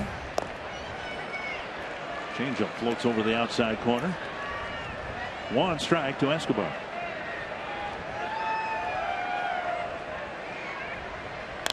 Popped up left field to Shields. Yeah, let's see those pairings again. Pretty good matchup right there. Mickelson and Watson, 2 lefties that can hit that ball. You ever watched in person in the gallery any only in golf Orlando. at that level? Only in Orlando when I was with the Twins. Was that the old Bay Hill Classic? Yep. 2 down. Here's Shane Robinson. Off the end of the bat, foul. I've gone to Hazeltine to watch a round of the U.S. Open and the PGA when it was there a few years ago. And it's just amazing to sit by the green in the gallery and see these great golfers come up and the shots that they can make. And they, to me, may miss right or left a little bit, but the distance is always right on. And I don't know how you do that. Well, I can hit a 7-iron 170 yards, and I can hit one 150 yards. Well, probably like a baseball player. You know, you throw a baseball your whole life, or you hit a golf ball, the same thing. But to me, it's the focus that they have with so much crowd around there. How they're able to focus on, say, a little chip that is going to hopefully be near the pin, or if not in the pin. You probably had many more opportunities than I had to hit with a gallery watching in celebrity or charity golf tournaments. I was nervous. There's a pop-up, and we'll have to pick this up another time because I think this particular half inning is over. Twins haven't had a hit since Mauer's RBI double in the 3rd.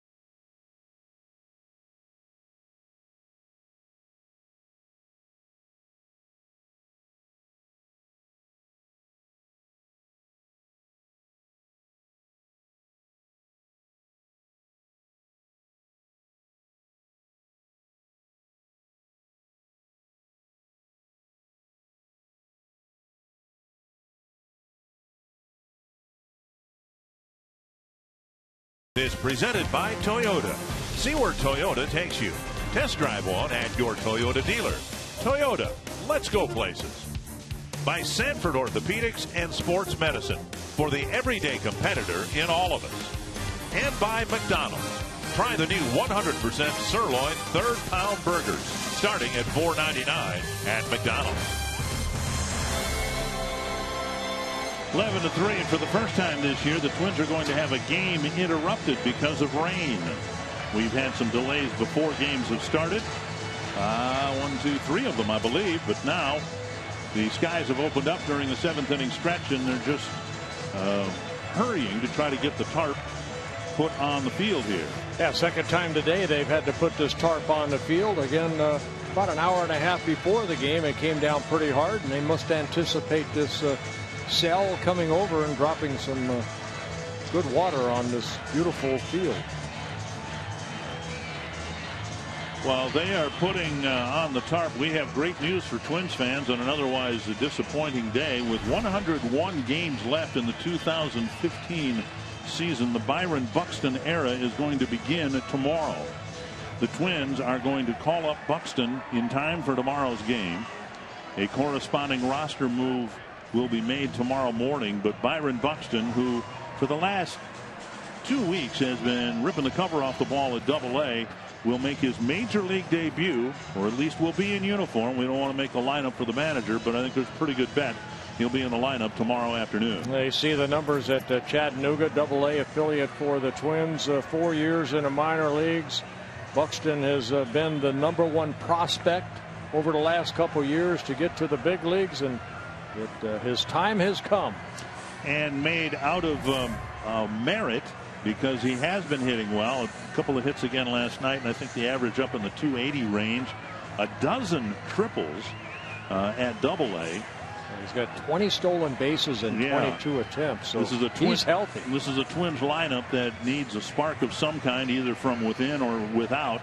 And Buxton will come here and presumably be in the lineup tomorrow. But also out of necessity, Aaron Hicks, a couple hours before game time, did something in his elbow. And we don't know whether Hicks will be put on the disabled list. That's not our decision to make. But the Twins really crippled, no pun intended, playing this game here today with one available bench player because of the Hunter situation. Well, again, 13 pitching man staff out there for the Twins, 8 relievers. So are they also going to make a move there to cut down to 12? So Paul can maybe have 2 or 3 extra guys on that bench. This is on a par with the Cubs calling up Chris Bryant and the Astros calling up Carlos Correa. Buxton that highly thought of that he is over the last couple of years, even last year when he didn't play much because of health reasons, still by many rankings the #1 prospect in baseball this year, which says something about him that he didn't play much last year, and he's still that highly regarded. Yeah, we got to see him in spring training. The guy has so much talent. He's quick. He's got great athletic ability, and it'll be fun to watch once he gets here. Well, we're going to take a required break here because we've got the tarp on the field. We're going to take a commercial break, and then Tom Hanneman and I'm sure Jack Morris too will have some thoughts about Byron Buxton coming to the big leagues tomorrow.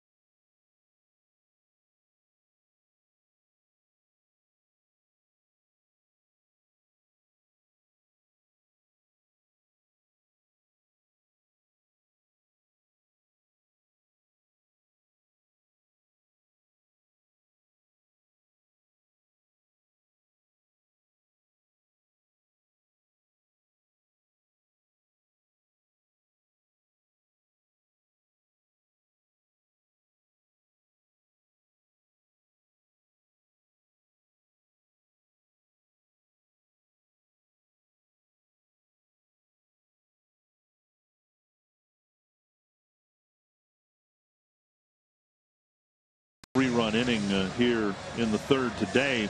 Looked like an outburst by the lineup. We'll get some help tomorrow with Buxton. His speed, his power, his athleticism in center field. He's a 5-tool player, and we'll see where he fits in the batting order, presuming he plays tomorrow. And we'll see, among other things, what the corresponding roster move is, whether it involves Aaron Hicks maybe going on the disabled list, a pitcher being sent down. Michael Tonkin warming up on the game mound here. He can do that because the field is ready, and he will have as much time as he needs to get loose. Yeah, if you're just getting with us, and maybe you didn't see what happened early on, but Mike Pelfrey, who has been red hot over his last 4 starts, an ERA under 1, got roughed up pretty badly here. 11 hits in 3 2/3 innings, gave up 8 runs all earned. And then J.R. Graham came in, gave up 3 runs in an inning in the third. Brian Dunsing able to get out of the 6th inning, and here we are in the bottom of the 7th. Duncan making his 14th relief appearance. He worked in last night's ball game, faced only 1 batter, and that was Andrus, who got that base hit up the middle. Then he was thrown out at second base. Twins ended up losing last night 6-2. Chirinos, Alberto, and DeShields will hit in the bottom of the 7th inning. And the Rangers got 1 in the 2nd, 2 in the 3rd, 6 in the 4th, 2 more in the 5th. In the 6th inning, Brian Dunsing pitched and got a ground ball double play. Faced 4 men, got the 3 outs. A 1 hour and 19-minute rain delay. 1-0, or excuse me, 1 strike. And now bouncer backhanded nicely by Plouffe. And across the diamond on target, 1 away. Saw Trevor make a really nice play back when the game was up in the air. It was a 3-3 game, and Plouffe made a nice job on the backhand side, starting a double play to end the 3rd. Yeah, Mike Pelfrey in his 3 2/3 innings went into the 4th, but he did have 3 double plays turned behind him, so 4 in the ball game double plays for the Twins. Here's Alberto. Breaking ball over, strike 1. J.R. Graham finished up the 4th, pitched the 5th, Dunsing the 6th, and now Tonkin the 7th. Foul back. Now 15 hits for the Rangers. Every starter has at least 1 hit. Alberto picked up a base hit in that 6-run 4th inning. Later scored. Fouled. Still 2 strikes. If the Rangers win today, and it looks like they're going to, they'll be 33-29. And if the Twins lose, and it looks like they're going to, they'll be 33-28. So just a half game separating the 2 teams.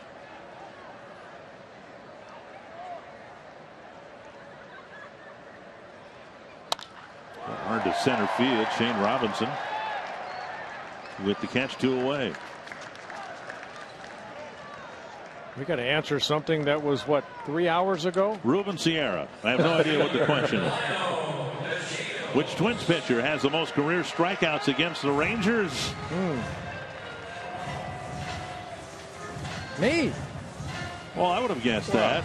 Me too, if I'd known. Now, those are just pitching strikeouts, right? Those aren't the times when you hit and struck out. No. They've had the designated hitter rule in. But maybe not the first 3 years. Well, so might have to subtract some of those. They came here in '72, so for 1 year anyway, you would have hit here against the Rangers. Would have swung. You would have swung. Yeah. 1-0 to DeShields. You were trying to tell a story the other day, and it wasn't to me because I think I would have laughed out loud.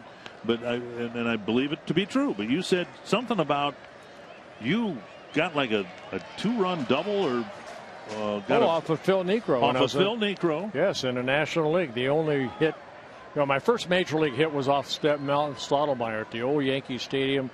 Big high chopper over the mound that Bobby Mercer almost threw me out at first. Okay. But we were talking, somebody in here was asking about if I was a good hitter, and I said no, I was honest. Yeah. I think I'm a 130 career hitter. but I did help win a ball game when I did pitch against Phil Niekro in Atlanta. We had bases loaded, and I came up, and it just so happened he threw a knuckleball where my bat was, and I hit a double down the left field line, and all 3 runs scored. You drove in 3 runs with one swing. With one swing, and we won 3-1. So I was kind of like the pitching hero and the hitting hero. Thank you very much. I bet you got your name in the paper the next day. Almost, yeah. Swing and a miss, and Tonkin cleans up a 1-2-3 7th inning. How many pitches?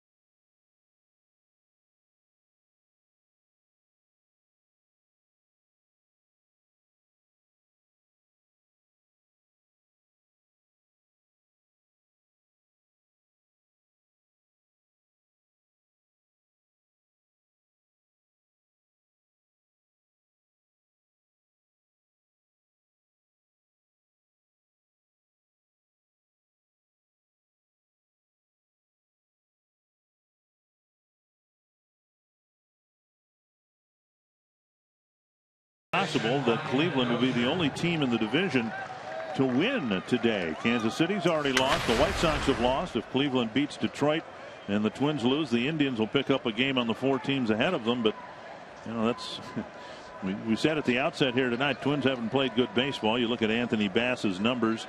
Adam Rosales in at second base for the Rangers, and Alberto moving over to short. Twins are having a bad month of June, but it might very well be that by the end of the day there are only going to be 2 teams in the league with a better record than the Twins. It's been a year of parity so far in the American League. Dozier takes outside 1-1. Yeah, Bass coming into the ball game, 27-year-old right-hander with a good fastball, not overpowering, but good control, slider, and a changeup.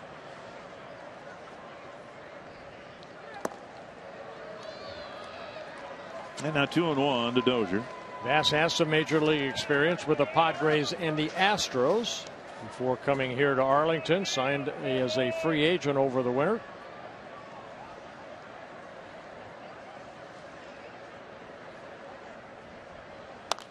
Foul back.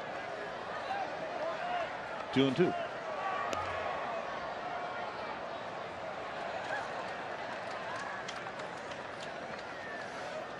Well, good job by starter Kobe Lewis for the Rangers. He worked 7 innings, gave up 3 runs, all of them in the 3rd inning. But he's looking to beat the Twins for the first time in his career. 6-run 4th inning will help you in that regard. Fouled away by Dozier.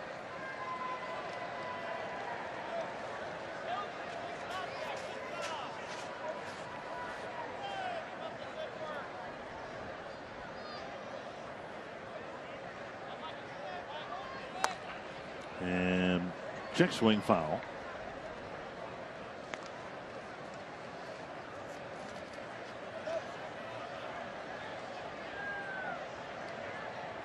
Final game of the series tomorrow, and of course the big news tomorrow, it'll be the major league debut of Byron Buxton, who is perhaps as we speak getting ready to come out here. Dozier takes a call for a strike, 1 away. Jamie Hurst just got off the phone with Byron Buxton. I bet he's pretty excited, Jamie.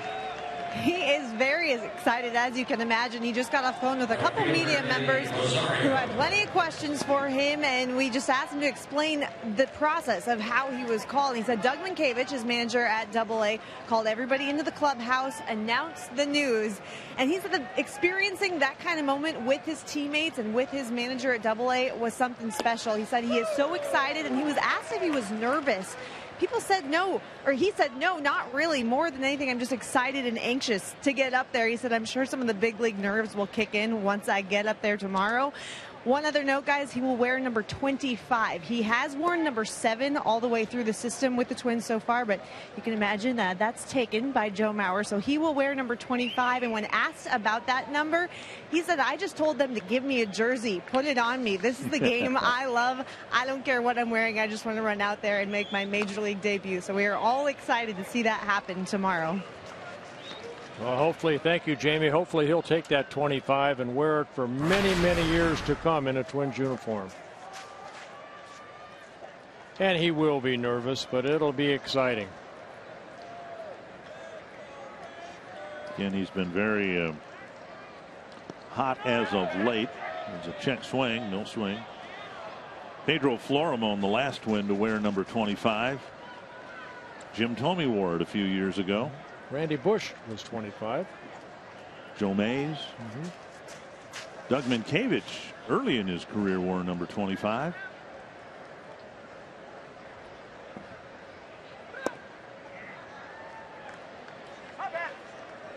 Full count to Rosario, trying to work out a walk with one out in the top of the 8th. Foul back. So a lot of news today regarding the Twins. Aaron Hicks scratched from the starting lineup because of a sore right elbow that flared up during batting practice. Torrey Hunter dropped his appeal of his 2-game suspension. And both of those developments eventually led to the promotion of maybe the top prospect in baseball. You know, it's interesting how different teams, and Twins I really don't think gave it much forethought. I think this move was kind of forced for them because of the situation here in Texas. But you know, the Cubs called up Chris Bryant, wanted him to make his debut at Wrigley Field. Correa of the Astros, his debut was on the road. Hack foul by Rosario. And so Buxton will have a chance to play tomorrow, at least one of the games in St. Louis. And then Wednesday night against the Cardinals, it's assumed that he will make his Target Field debut.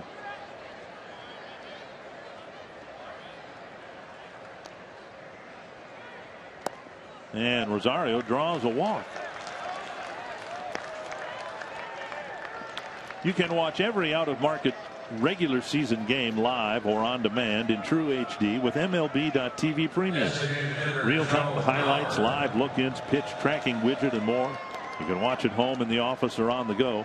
Every night, every device. Blackout and other restrictions apply. Visit MLB.TV for details. Mauer with a line out in the first to center field. An RBI double in the third. Then he struck out swinging in the fifth. Strike one.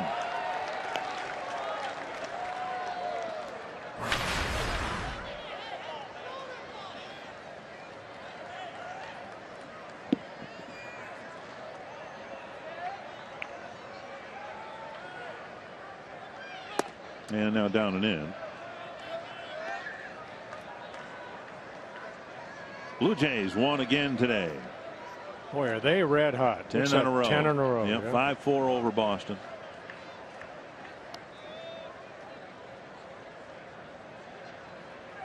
Yankees are leading the Orioles, but if the Orioles win that game, Toronto will be just a game out of first. Tampa Bay won. They'll be tied for first.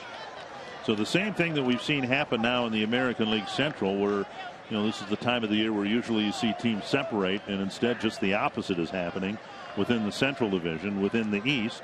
It's also happening in the West. Remember, Houston was ready to win 110 ball games just a week or so ago, but now they've hit a tough patch and they're coming back down to the pack. Yeah, they lost to Seattle 8-1. So if the Rangers hold on to this lead, they're only game and a half behind the Astros. And the the Angels playing very good baseball. Could be another double play grounder, and Mauer's bounced into another one. He's leading the league in that category, and that takes care of the top of the 8th inning.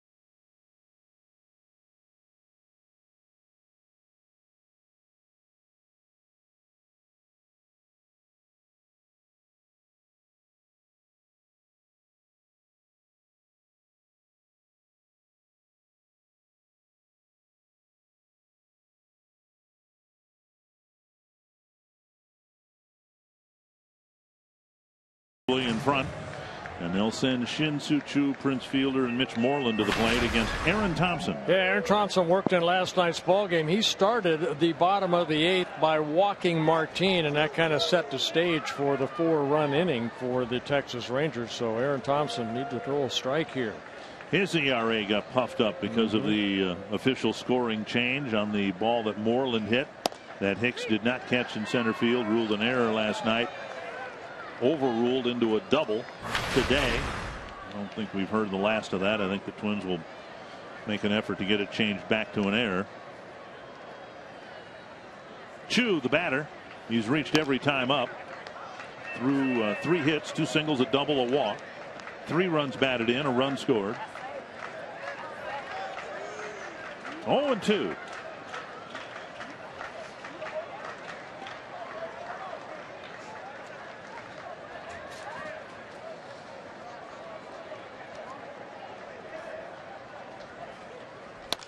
To center, and Robinson hardly has to move.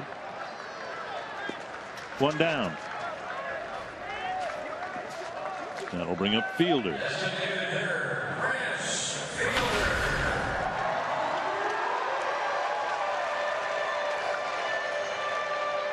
Well, he came into the ball game hitting .346, best in the American League. Added a couple singles in 4 at-bats. That averaged up to .349. Fox Tracks presented by Carrier.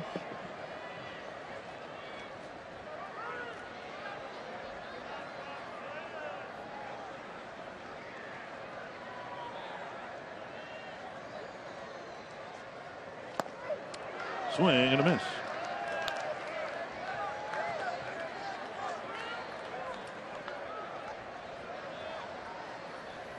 The Indians beat the Tigers. So right now it looks like Cleveland will be the only team in the Central Division to pick up a win today.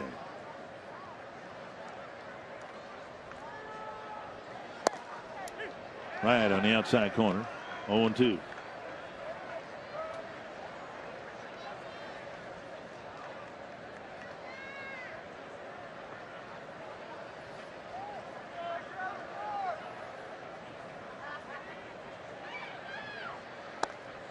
Kind of quick pitched him there. We've seen him go out of the stretch principally, but that time Thompson a little bit quicker in his delivery to the plate, but he missed. Yeah, we've seen him do that before.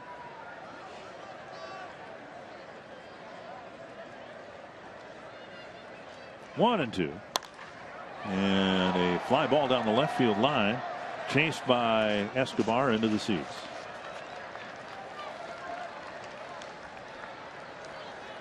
Fielder, of course, missed most of last year with the neck surgery. 298 career home runs for Prince Fielder. Trying to catch his pops, Cecil Fielder, who hit 319 career home runs in his 13 years. And taken just off the plate.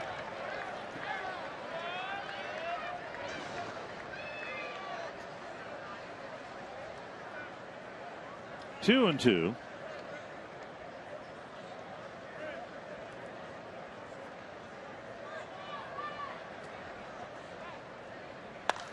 And another one fouled away.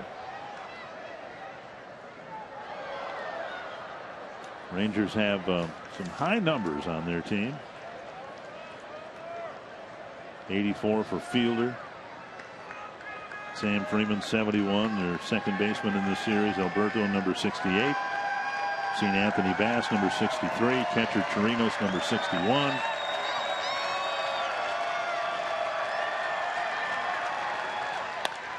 On the ground, hit right to the only infielder over there. Fielder retired. 2 down. Yeah, Texas has only retired 2 numbers here, that being Nolan Ryan number 34 and Johnny Oates number 26.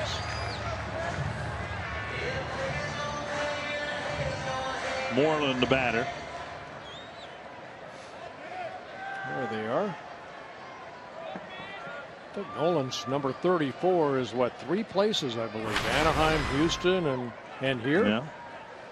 Now an executive with the Astros. His son Reed Ryan runs the baseball department there with Houston.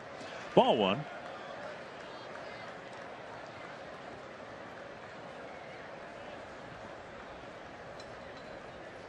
Moreland hit a 3-run home run. Before that, an RBI double. Yeah, that 3-run home run kind of was the afternoon from Mike Pelfrey. Pelfrey was not on. Was able to survive getting ground ball double plays in each of the first 3 innings, but no such luck in the 4th.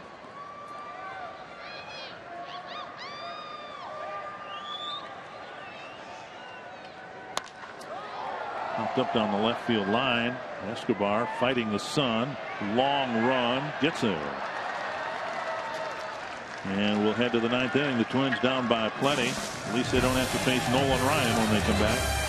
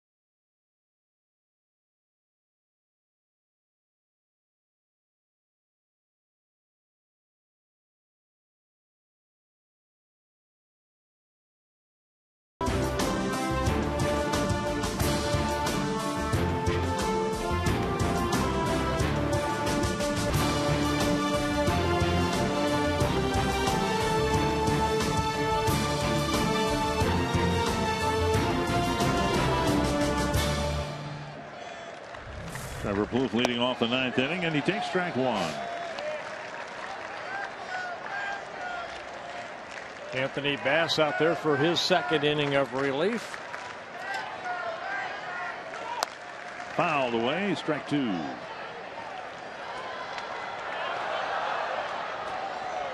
Trevor got the Twins' first hit leading off the 2nd inning, a double, his 11th of the year.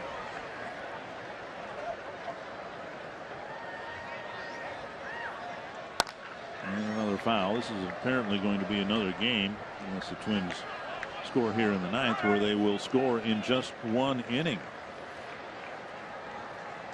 And the Twins started falling into that trap really in May when things were going good. They were still winning games, but they would score early and then not score after that. And it's kind of what's happened here too. They had a 3-1 lead after 2.5 innings. They haven't really, well, they haven't had a hit since then.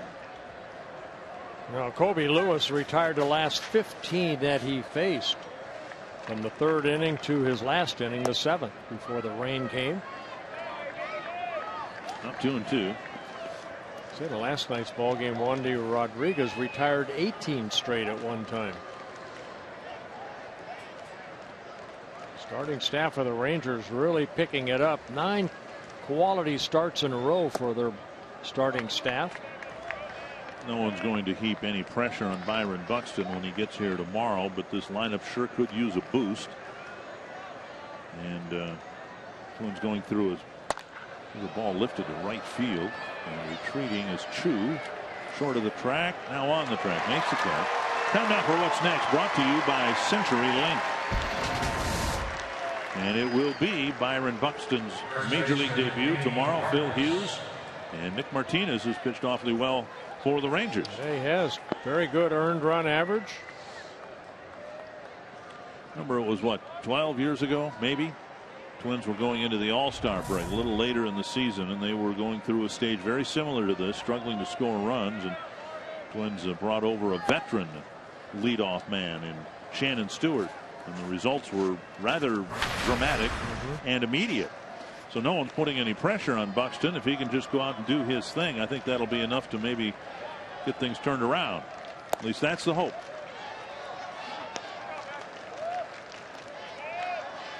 Vargas with the 2-0 count. 0 for 3 today.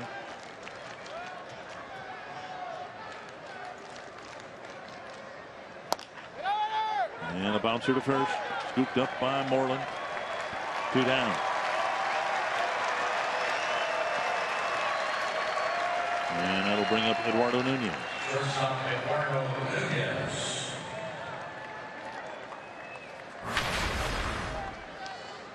Nunez 0 for 3.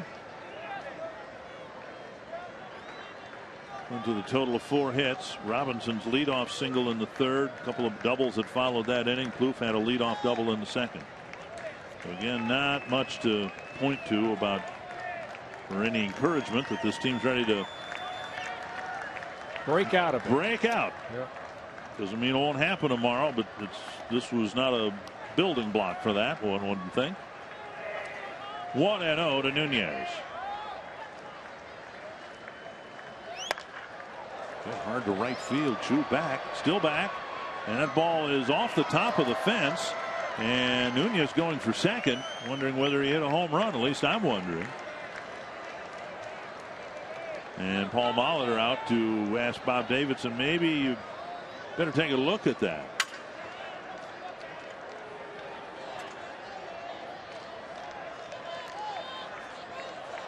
And the umpires are going to review this drive to right field off the bat of Eduardo Nunez. There is that red line right there, and it kind of hits just over the padded fence and then bounces back into play. So I don't think it will be overruled. It looks like it'll be a double for Nunez.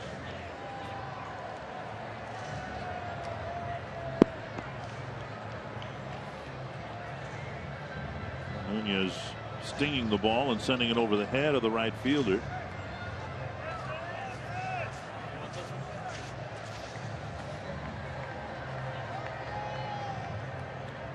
And the fans here getting a view of it.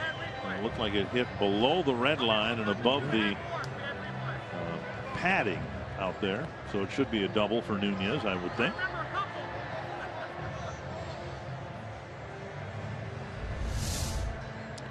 You can see where the red line is, and it hit right above the padding, so shouldn't take too long to resume play here. Chris Herman will hit, presumably with Nunez at second base.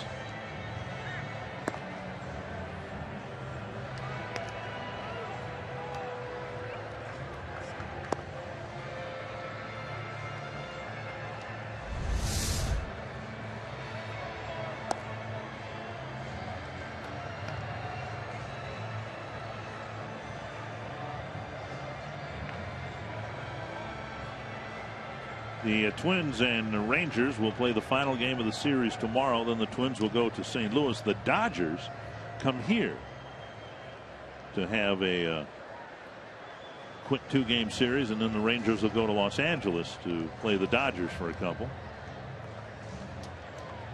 So as curious as the schedule is for the next few days for the Twins, a lot of teams in baseball have the same situation where you have a 2-2 series in the middle of June.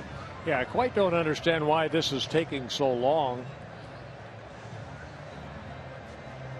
Paulie kind of talking about where it hit the padding and then ricocheted off that wall. I'm looking down the right field line, and there is an area between the padding and the red line, which is behind it, that area, a little pocket where there are some fans right now. And presumably, if you hit it over that padding in the right field corner, that's a home run. So I don't know the significance of the red line. No, they're going to leave Nunez at second base. The red line is, upon further review, if I can use that term, looks like it's just the color of the railing out there. Yeah, they have it out in left field too. Yeah. So I'm just wondering if it hits below that red line, it's still in play. So Nunez gets a double to keep the game alive. For Nunez, his 6th double of the year. And Herman takes a strike. 2 minutes, 20 seconds. Hey, what's that after a rain delay of an hour and 19?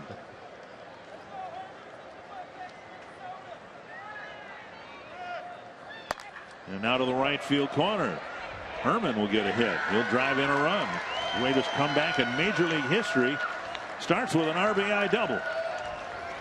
Well, Herman picking up his 3rd double, picking up his 8th RBI. You know what? No matter what the score is, you still go out and have good quality at bats. Nunez had it. Herman right here, picking up a RBI double. Got a breaking ball, hooked it down that right field line. And he's at second base. And just like that, it's 11-4. Escobar takes a low, ball 1.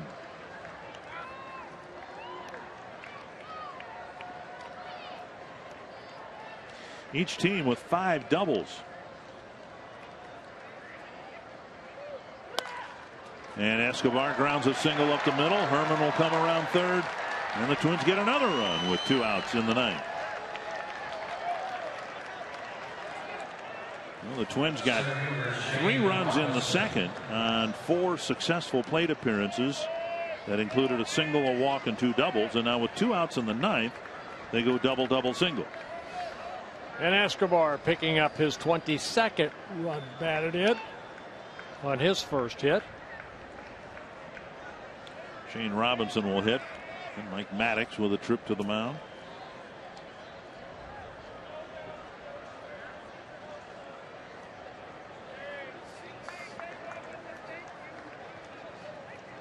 Robinson with a single and a run scored. Since then, a ground out to short and a pop up to second.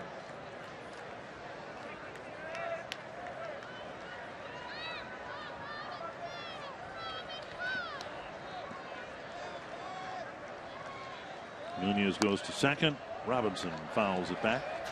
Excuse me, Escobar was on his way to second. 1 strike to Robinson.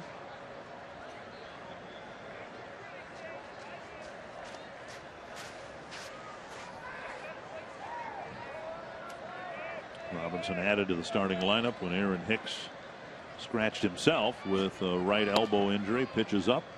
Escobar to second. Rangers don't care. 1-1 to Robinson.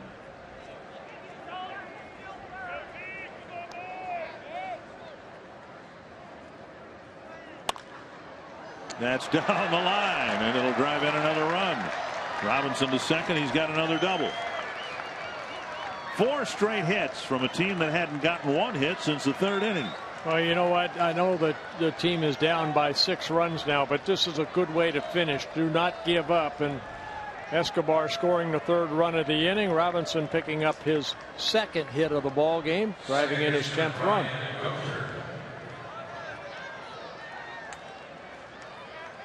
And it's 11-6. And Dozier will bat. Called out on strikes in the 8th. Went down swinging in the 5th. Walked and scored in the 3rd. Checked his swing. Ball 1.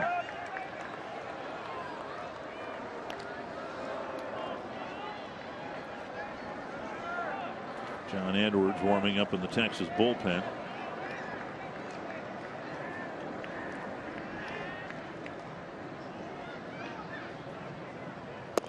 And a strike, 1-1.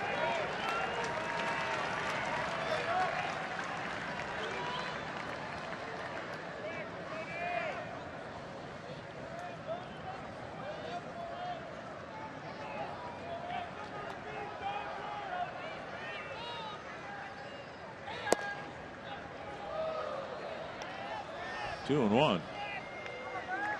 Bass had a pretty quick 8th inning. Faced just 3 men, didn't give up any hits, and got the first 2 outs here in the 9th quickly.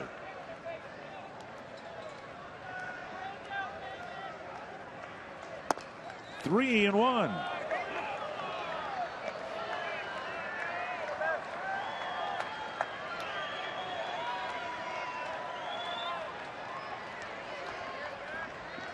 Brian should get a fastball right here.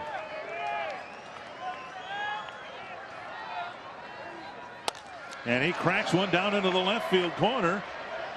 That ball lost in the sun by DeShields. It'll be another double. 5 straight 2-out hits here in the 9th. It's a 4-run inning. And if Rosario will reach, there'll be a save situation for whoever succeeds Bass. Yeah, that sun is a bear out in left field. DeShields shielding his eyes, trying to pick up this ball, has no idea where this ball ends up. See him right there. He has no idea, and finally finds it, and it's the 4th double of the inning. And the Rangers have to execute a pitching change with the Twins silent pretty much this entire game, stringing together 5 hits with 2 outs in the 9th.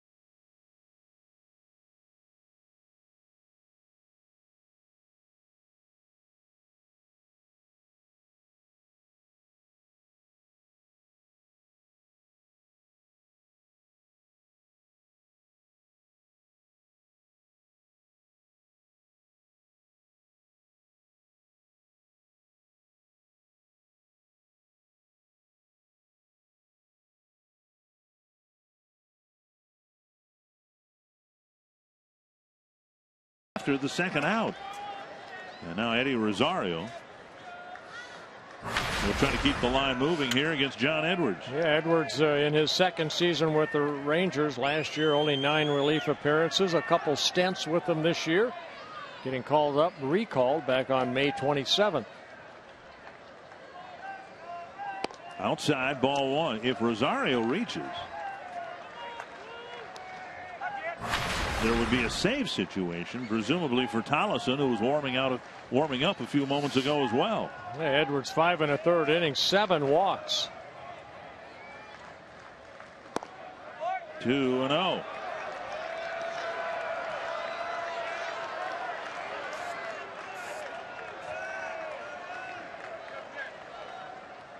Rosario with a 2-run double and a walk. Also struck out and popped up to second.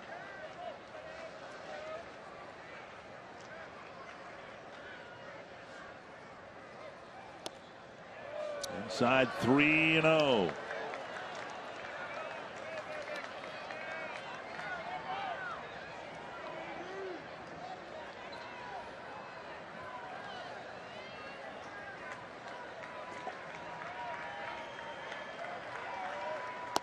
And a strike.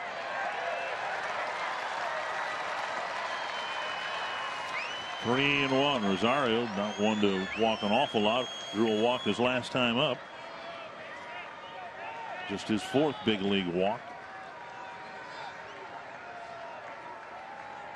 Swing and a miss. 3-2. A fastball at 95 clocked here. Edwards originally signed by the Cardinals as an outfielder, then turned pitcher.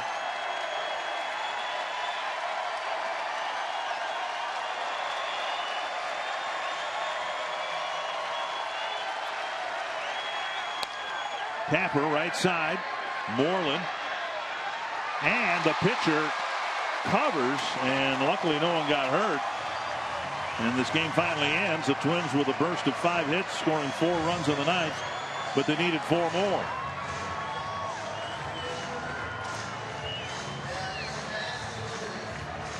Let's take a look at the final play right here. Moreland fielding the ball. Pitcher's responsibility. Get over there. Edwards over there.